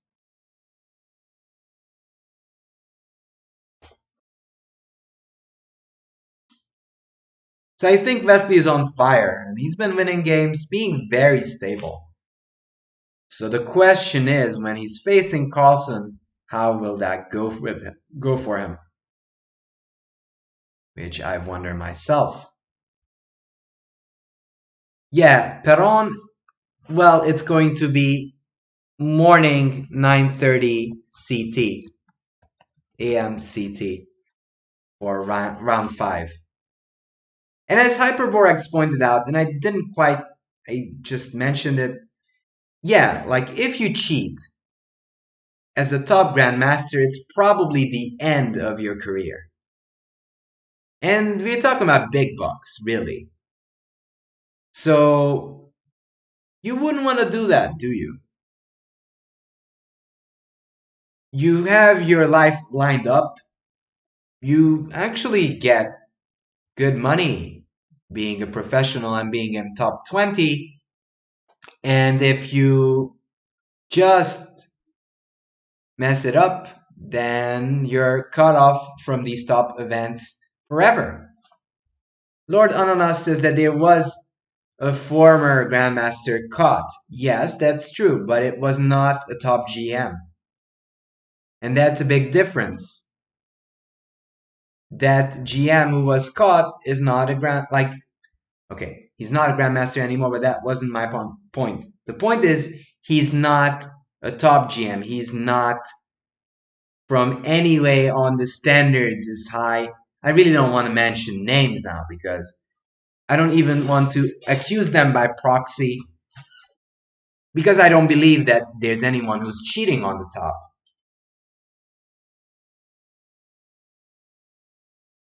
So I think we yet to ever find anyone cheating on the very top, say top 10 or top 15. There was never any proof of that, nor any grounded accusations either.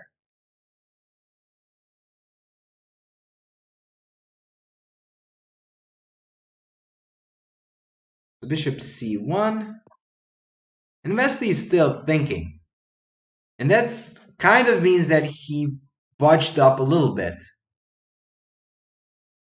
I still bank on Wesley winning this. I don't think that's in doubt yet. But Wesley is taking more of his time, and that usually means that he didn't expect maybe bishop c1. He didn't expect this line of defense by Firuza.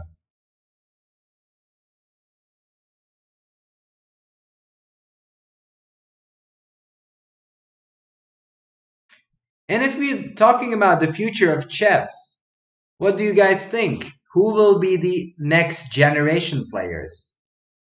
Well, Firuza is one of the candidates, but who else? Will Duda make it? Will Duda Artemyov make it? What is your take, chat and dear viewers? Who would you pick as an upcoming top 10 player? Is Firuza officially French now?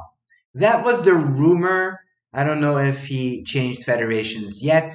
He was playing under the FIDE flag for a while. But yeah, the only thing I know that he's still kind of thinking of switching to Firuza. Firuza. Switching to the French Federation, that is. Losing my mind there. So he's still FIDE flag. Duda for sure, top 10. What about Rockport, guys? Will Rockport make it?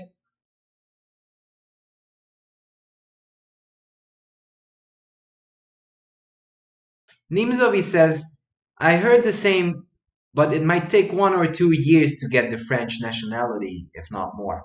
Yeah, that could make sense. That's true. Maybe 1 2 years. I think he could become a top player, Firuza. Of course, he's super young, 16, 17. But will he make it to the candidates? Will he make it to the candidates in 1 or 2 years? Will we have a FIDE nationality in the candidates tournament?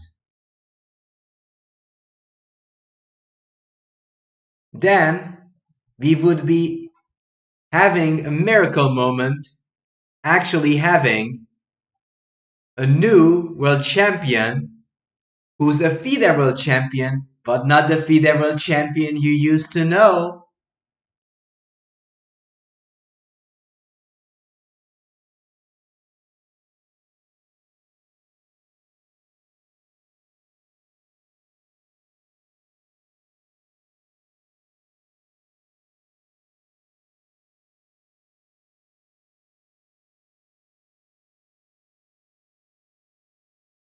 So obviously Firuza is from Iran and he changed federation. We're still waiting which federation he chooses, but it still would be fascinating to see someone actually getting a title like that, still playing for the FIDE flag and becoming a world champion, because that would be next in line of FIDE world champions, which you'd think that would never happen.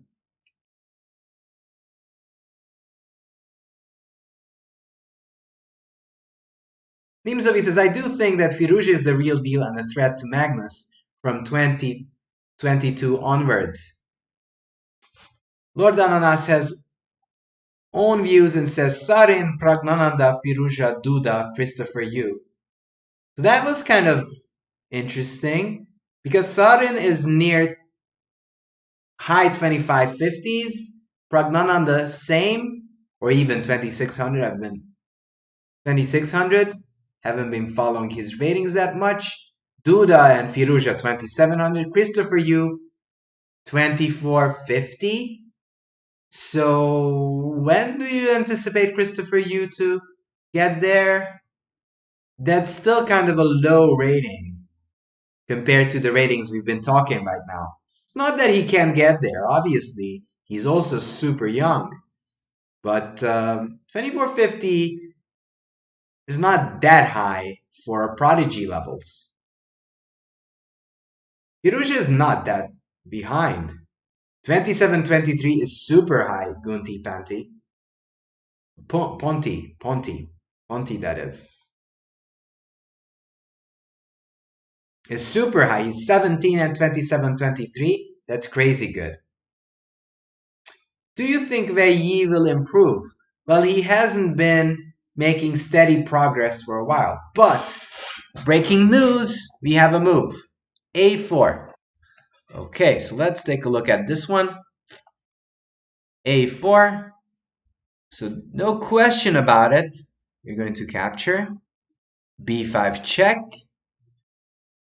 Meanwhile, Kovalyov lost to Artemyov.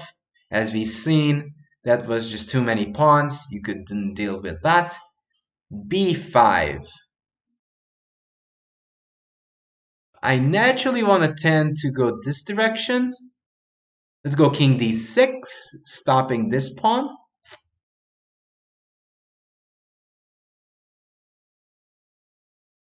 Okay, B6, King takes E6, and it's white to move and win. Chat, white to move and win, turn off your engines. This is a beautiful way of winning. White to move and win. This is a glorious, glorious idea. Lovely.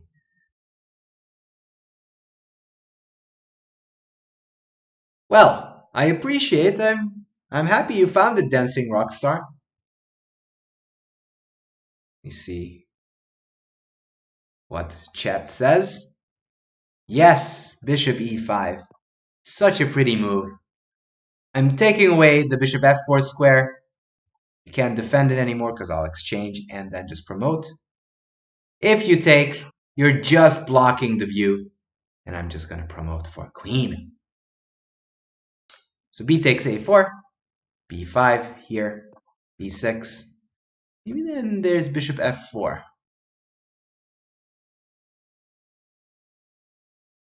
So maybe Bishop E5 here is the move. And in fact, Bishop E5 was played immediately and Black resigned, taking away all these important squares, and B5, B6 is unstoppable. And now Wesley So is in the lead officially. And there's we have many, many leaders now on the top boards. So we have, let me refresh. We actually have, with the Artemyov win, 5 players on 2.5. We have, what? You're kidding me. Vestiso is not even in, isn't Vesti in the lead? Come on, that's impossible.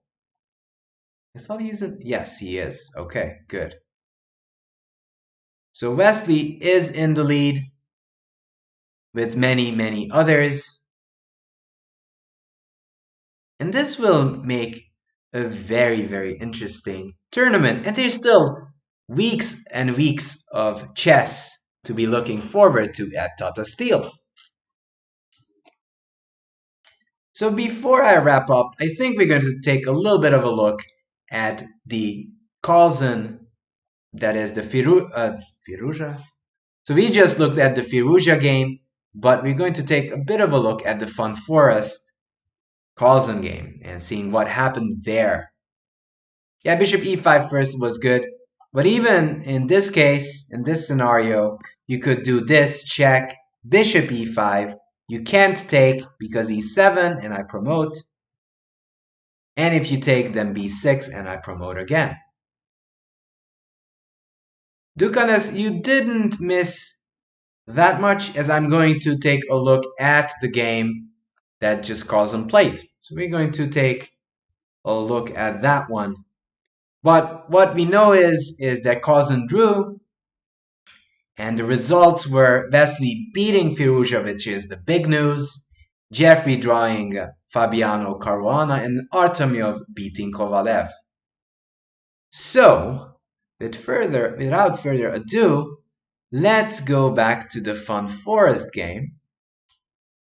Let's go back to the Fun Forest game and take a look at it.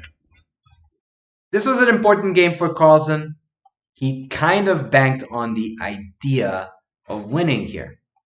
Let me get the first few moves out. E4, E5, knight F3, knight C6, bishop C4. By the way, here is the link for the broadcast. Knight F6. Now, this has been a favorite of Jan Gustafsson. Also is kind of the most ambitious move. Bishop c5 was played by everybody, every time, anywhere and everywhere, but people kind of got sick of this one. So now they changed back to knight f6, knight g5, the fried liver, which you haven't really seen that much before, but it's kind of getting popular yet again. d5, ed, knight a5. There are many moves here, actually. Knight d4 was the hype, b5 is a move here, but knight a5 is by far the main line. Bishop b5 check, c6, takes, b takes. So this has been known since Fischer's time, as he was the one who liked this bishop c4 knight g5 concept.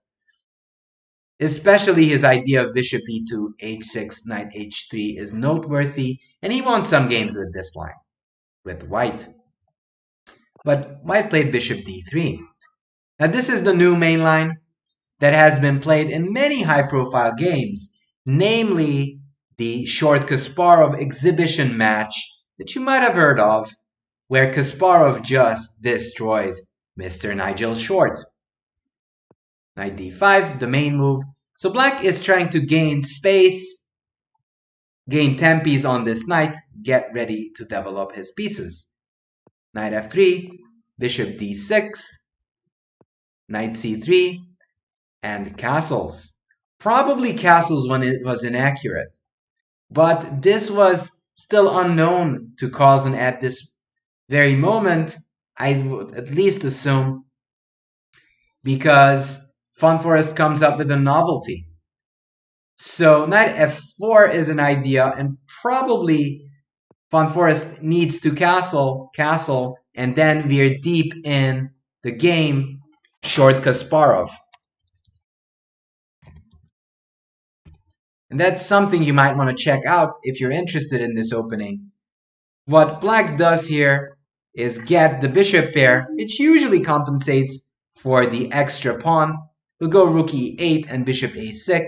And because of these strong bishops, black has clear compensation. And that's what happened in that rapid match between Short and Kasparov. In fact, Kasparov won with black. But Carlsen castled. White played bishop e2, and this must have came as a surprise for Fun Forest, because usually this is not the move. Most everybody castles. So this might have surprised Carlsen just a little bit. Knight f4, castles. In fact, we're kind of transposing with the rarity that white decided to play bishop e2 instead of allowing black to take on d3.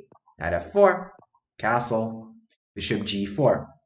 So Carlsen is trying to put heavy pressure on white's pieces, and if he manages to build up a strong attack, then the Pawn disadvantage will not count for that much at all.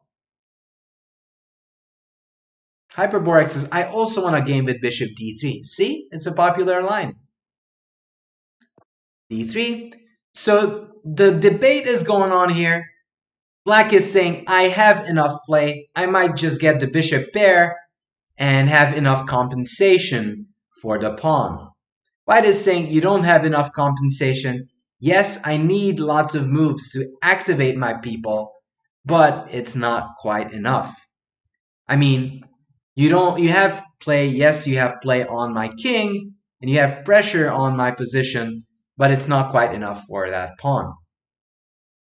Knight e2. So Forrest was planning to take on f4, and the more white could exchange pieces, the more likely that white is just going to be doing fine. Knight e2, queen e2, f5, and now this is the typical way of blasting through for black. If white doesn't pay any attention, plays bishop d2, then we can go e4, bam, takes here, and suddenly all of these guys are roaming down the board. It really doesn't matter how you take it. I can take, and with a chronic weakness and a weak structure like this, I have big play against your king. Even consider taking and queen d2, and with rook f6, rover ideas, I might get chances against your king. This is definitely playable for black.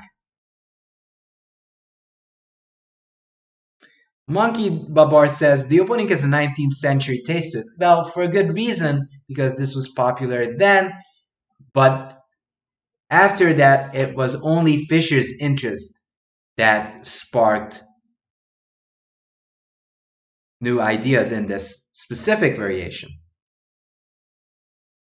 But Forrest, I think, had deep preparation, probably from El-Ami, as El-Ami is a big expert on this line. In fact, El-Ami had a match in bishop c4, knight g5, and these gambit lines.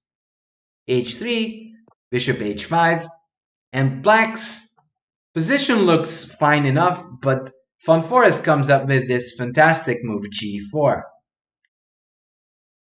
White is actually making sure that this bishop doesn't have any pin on the queen anymore. Takes knight g5, and suddenly, even though white gave up the pawn, but out of nowhere, white will have good piece play with these knights. Knight e4, putting pressure on this bishop, and also this bishop is much more passive now than it was before.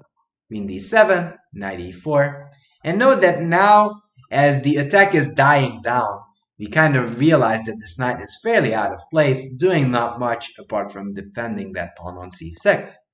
Bishop e7, knight g3, just winning that pawn. The bishop has to move.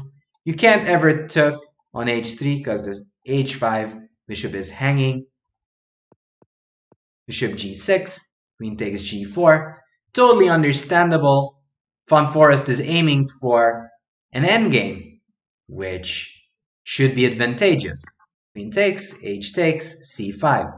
So Carlsen is trying to go for counterplay on the queen side, but Von Forest plays knight e4. In hindsight, maybe b3 makes more sense, stopping any c4 ideas and then try to put your pieces in the center. But okay, Von Forest decided to play knight e4 instead, allowing knight c6 and knight d4 ideas. Maybe c4 was on the cards as well. Was there? In fact, no, because c4 would run into bishop d2, and I would take on a5 and take the c4 pawn. So knight c6. The big plan is either to plonk the knight on d4, putting pressure from there, and trying to harass the king on g1, or even knight b4 is an idea, attacking all of the white pawns.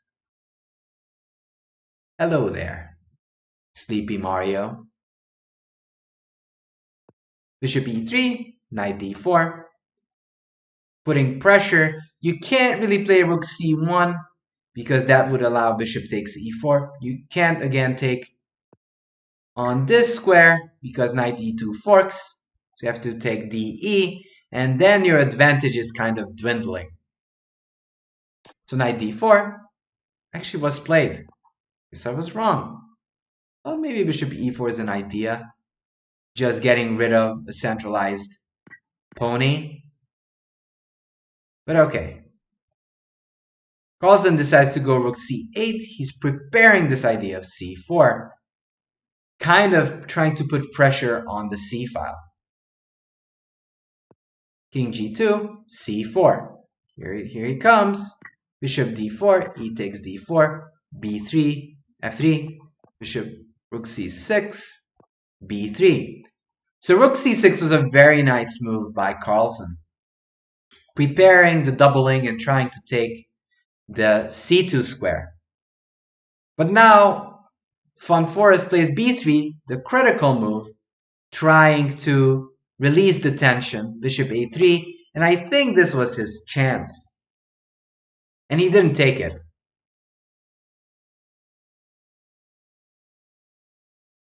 Definitely, I think he should have tried d takes c4.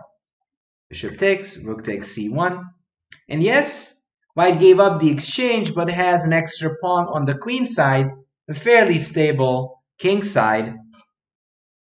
And if he manages to start putting pressure on the d4 pawn, it is clear that he's the one aiming for more than a draw. And it's not black who's trying to win here.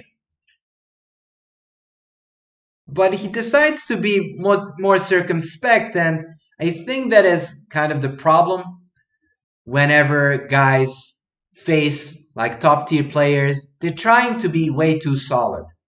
And rook ce1 is not a bad move per se, but is a little bit too solid to my taste, and probably that's the reason Carlsen is slowly going to crawl his way back to the game.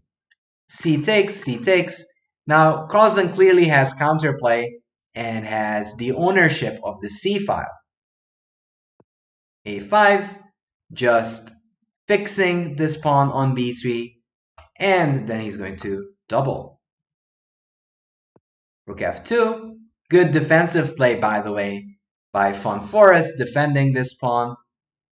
Just defending everything. Everything's defended, yet it's kind of difficult for white to move and make an active play. Note, even if you go f4, f5, it's not a big deal. Carlsen can just reorganize his pieces, move the bishop to f7 and to d5. The bishop c1, this is a good one. He's trying to move this bishop to either f4 or e3, supporting the d4 pawn, which might become an asset in the future, and also kind of restricting movement for white. Bishop e3 also is trying to take away this f2 square, and if that happens, that's going to be good news for the white player. For the black player. Knight d2, and this knight d2 move is a good high move, very good move by white, stopping this bishop e3 plan and also kind of planning to plant the knight onto c4. Bishop takes d3, and you can just, by looking at the position, say that black has survived. Black has the active bishops and a very good passer, while white is still struggling to organize his own pieces. Lord Ananas has a good point, saying, I feel like sometimes two connected knights can act like lifeguards around the king, and actually that's what they do. They're merely lifeguards. They're good, they're useful, but not really. They're not as active as these bishops. Therefore, white has at maximum equal play. Knight c4, a very nice little move. You can take on c4 now because rook takes c1. And there's no bishop f1 tricks because I take you back. So you have to move the bishop. You played bishop f4, knight e5. Very good. Man, you have a slightly worse position and you don't have the bishop pair. It just makes sense to exchange a pair of light pieces. Knight takes d3, rook takes d3. And maybe black has a little pull, but because White has the firm control of the e file and most of his pawns are defended, it is unlikely to be big of a problem for Forest to hold, and he is going to do so. Knight f5 is played, very good move, with the idea of double attacking with rook e4 and attacking both the d4 pawn and the f4 bishop. Also sometimes planning this knight e7 c6 maneuver, hitting both the a5 pawn and the d4 one. I kind of expected rook d8 to be played, but Carlsen decided that g6 is more conservative, rook e4, and here Carlsen had the choice of taking on f5, which would lead immediately to a drawn endgame, because let's say takes, you have the same amount of pawns. Actually, no, you have an extra pawn, but because I have an active rook, and I can anytime put pressure on this structure, this is technically a drawn position. So he decides to play bishop g5, keeping up the tension, and also this bishop is somewhat better than this knight. On the other hand, I still think that Forest should have tried knight takes d4 and would have led to better chances for him.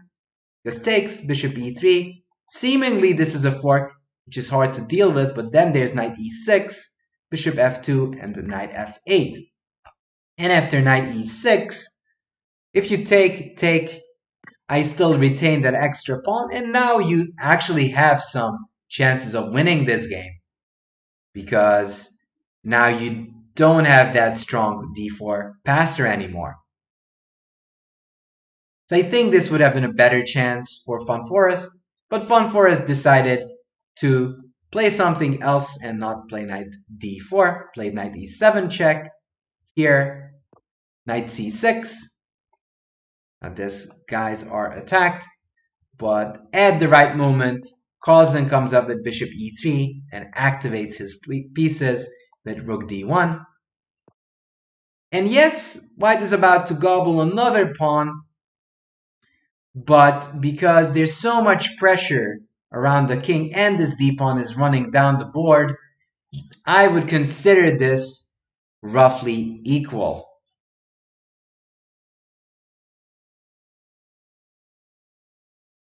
So Forest took the pawn, noticing that after rook g1, king h2, there's no rook takes f3, because rook takes e3, and there's no more defense on this rook on g1, takes, and I'm winning because I'm up a piece, and I'll stop your pawn from promoting. So Carlsen decides to go rook c1 here, threatening both rook takes f3 and d3 at the same time. So Forest had a last dilemma to solve, whether to defend the f3 pawn or counterattack this e3 bishop. Both seem viable. Both seem viable here. Sleepy Mario, thank you for the follow. So I was kind of expecting king g2. That's the first natural choice, which kind of invites repetition of moves. But the other idea is knight c4, which again leads to a draw, because you can't push the pawn, because I'll just take the bishop and I protect that d2 square. And if you take on f3, I take here, takes, rook takes, check here. And because of equal material and this active bishop is behind the passed pawn, this is a clean draw. Seth Landon, thank you for following.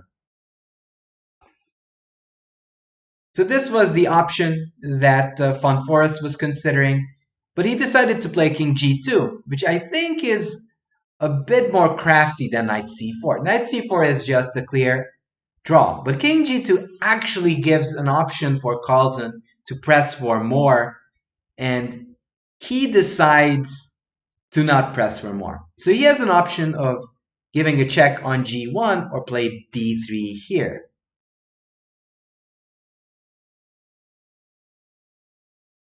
So he decided to go rook g1, but d3 was an option.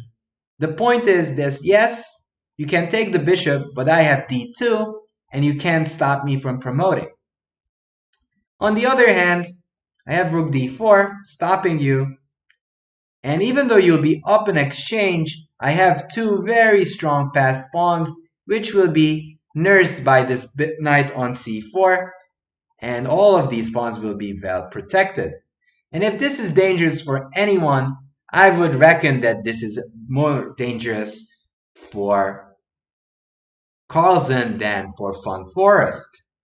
So honestly, I don't think that this is a good option for Carlsen, and for a good reason he decides to go for rook g1 and repeating moves, and after some repetitions they just agreed to a draw because rook g1 is a repetition of moves.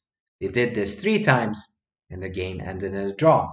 Now this is a heartbreaker for Carlsen because he would want to win his games against the lowest rated players, yet he did not manage to beat Von Forest, who's actually at the leader, up high on the leaderboard. But talking about the leaderboard, let's see how Wesley did in his game against Firuja. So we saw the end, but let's take a look at the beginnings. Let's actually look from here. And this is kind of the big difference between Firuja and Wesley. So at the moment, Wesley is more of a positional player these days and also is very conscious of not making weaknesses. Firuja could have considered making rook d8, bishop e8, and just back it out and slowly try to make a draw. But here he decides to play the very impulsive and slash ambitious move e5.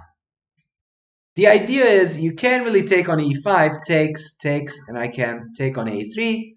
Note this is not going to make me a doubled pawn because I can take with the queen. So indeed e5 is justified tactically, but is dubious on positional terms. Why? Well, because I have lots of pressure on that pawn and will be a potential target in the future, as we shall see. Bishop d3. And this is the typical move in these Queen's Gambit accepted structures. You're planning to play knight e4, blocking the square in front of the e5 pawn, and then you're trying to encircle it.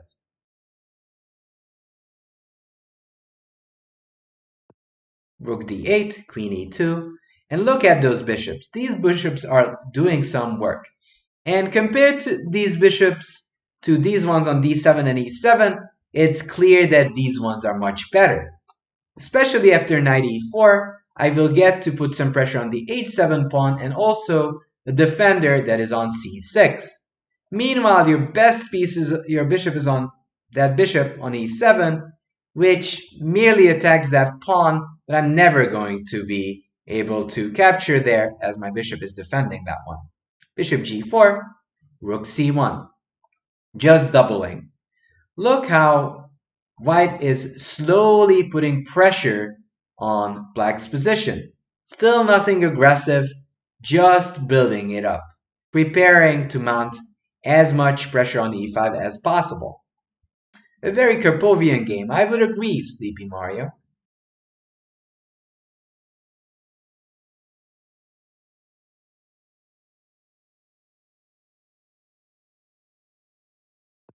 Knight a7, again, if you have to play knight c7, knight a7, knight c6 from knight a7, that's a bad sign. Rook takes c8, rook takes c8, knight takes c8, and probably keeping the rooks on the board was better, because the closer we get to the endgames, the more the weaknesses on the queen side and on e5 will show. Rook takes c8, rook takes c8, knight takes c8, h3. And again, bishop f3 here is forced because otherwise I'll go g4 and take on e5. Bishop f3, queen f3, but now we will have the bishop pair against the no pair constellation, which usually favors white, especially endgames where the pawns are on two sides. Queen d8, queen e2. And sadly for Firouzja, these tactical tricks don't really work that much. Queen d5, he'll get active a little bit, defend the square on e5, but in the long run that will become a weakness. Bishop c2, and these moves look slow and even passive for the naked eye and for the uninitiated observer. But the point is, white is going to plan e4 in the future and then hit with knight f3. The bishop is still on d3. This knight's movement is restricted because it has to tend for the b3 pawn. But after bishop c2, I get to attack the c5 pawn, which is one of the main targets in this game, and even prepare it with e4 and then knight f3. Therefore, Firouzja plays knight d6, taking away this square, also just activating this knight, which was kind of awful on c8. In d3. Now, again, I could play e4. In fact, I was considering that when I was watching the game, but that would fix the pawn on e4 and could potentially become a weakness and would also kind of make this bishop on c2 much worse than it is right now. So queen d3 is a very good here. Thank you for the follow. The queen d3 is a very good move.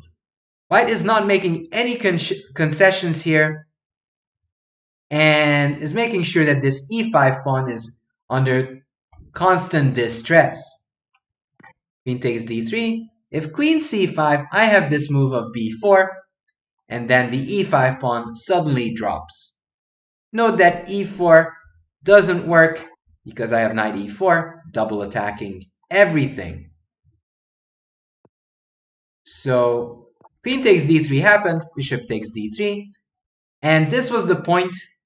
Now this bishop still has a future along this diagonal. If we would have played e4, then that would have been blocked off, and there's no way to enter black's position.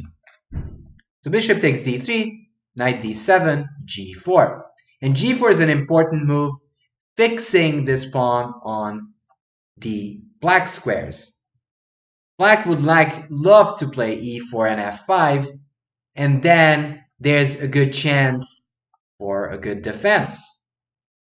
So g4 is by all means deserves an exclamation mark, as it puts pressure on this f5 square, takes away that from the f7 pawn, and also kind of prepares some active play on the king side. Note, whenever you get this position, you want to make sure you have targets on both sides of the board. And if you can combine that following the rules of two weaknesses, so if your opponent has two weaknesses, probably you have enough to win the game. So that's what Wesley is following here. He's making sure that he'll have targets on the king side and he will target the queen side later, possibly with a4 or like maneuvers with b4, knight b3, or knight c5.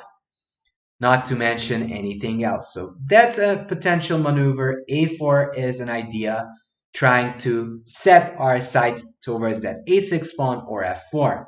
All of these make a lot of sense, and by now it's kind of clear that it's white who's pressing.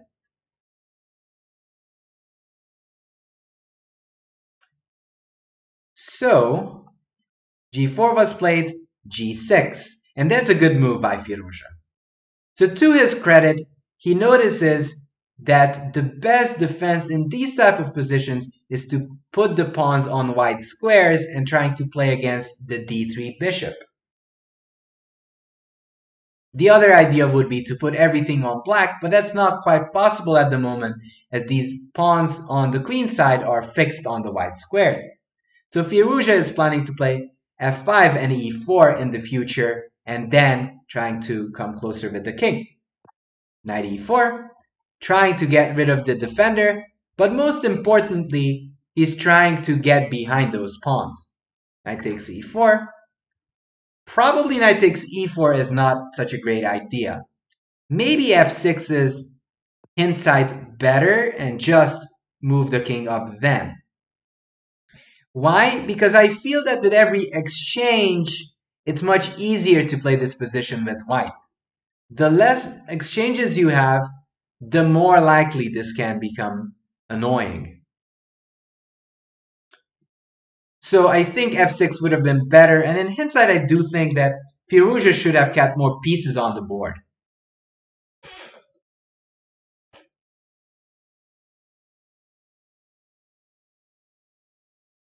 King f7 and king a6. Knight e4 actually helps the cause for white because this knight is overloaded. It will have to defend the e5 pawn and the pawns on a7, a6 that is, and b5. If you go f6, I can still go b4, and then my bishop is just going behind you and harass these pawns on the queen side. So Firouzja again plays e4, which is in line with his active style of play, but is not good here. It's not something that you would want to do in these type of positions. E4, and here white has a very important move to make. So it's white to move and play. Let's try to find this one. In fact, I think this is the key move, and from then on, Leslie So was bound to win this game. So chat and dear viewers, try to find the next move, and also try to find the idea behind it. I'm going to explain it obviously after we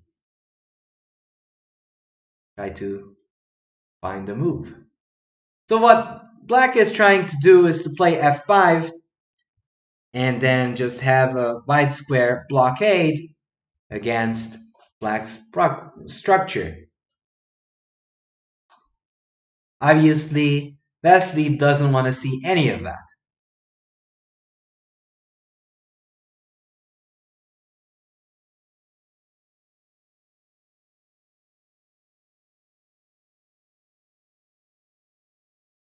So b4 is indeed the big move. Why? Well, so we're giving the option for black to play knight a4, but then that knight is stranded. And you have a bad time with that knight there. And I still have targets and I can move around and take that pawn. So if say f5, I can capture and suddenly my bishop will be quick enough to either capture the pawns on the queen side or even on the king side this time. So both will be an option. And indeed, as Sleepy Mario points out, knight d3 is the thing that was played, but then this knight is stranded in the middle. Bishop c3, and white has a simple but effective plan of just capturing and encircling that knight on d3. King f8, king f1, f5, king e2. And the point is simple. You can't do anything. If you go here, I check, you check me, but I go to d2, knight a2 here, and I just capture that knight. If you go bishop h4, then I have this simple means of f3, and you don't have this knight c1 check because I have king d2, and if you take here, here, here, and I stop this pawn. Bishop d8, bishop takes d3, but after this, basically the knight is trapped on d3, and therefore white is winning because this knight was captured in the middle of the board, which is kind of rare. And that's the problem with Firouzja's game so far in this game that he plays against Wesley, is that mostly he was dealing with problems early on, and he was playing too aggressively when he should have been going for less aggressive chess. And after king f1, king e2, the game is practically over because you can't save that pawn. King f7, e4. White is trying to break through and create a passed pawn. F takes, h takes, g5. And now king d4 was a king move by Mr. Vesely. And if bishop d6, I can just go ahead and take the pawn as happened in the game. So bishop b6, king d5 takes. And now Firouzja is agonizing, even though he's putting up a stiff resistance, stopping and kind of closing the escape squares from the white king. But Vesely is accurate. He plays e5, bishop e3. Maybe even bishop b2 is more circumspect, stopping this bishop c1 idea. Instead, he played e6, bishop c1, a4, ba, and bishop e5. And Firouzja resigned because b5, b6, b5, b6, b7 is kind of hard to stop. Another way of winning would be b5, king d6, and bishop e5 check, which I think is a very cute way of winning the game. You can't take it because e7 and I promote, and even if you take on e6, I play b6, and you don't have any means of getting back and behind. I'm just going to promote my queen. And then the position is just very, very nice. But Vesely decided to play bishop e5, and after bishop e5, Firouzja resigned because there's no way of stopping the b-pawn. So that was round 4 for the Tata Steel tournament.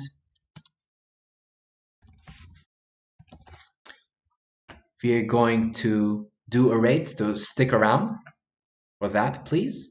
And also, if you're new here, here's our Discord link.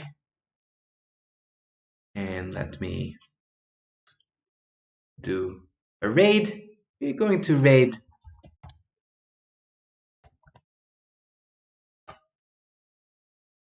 there it is.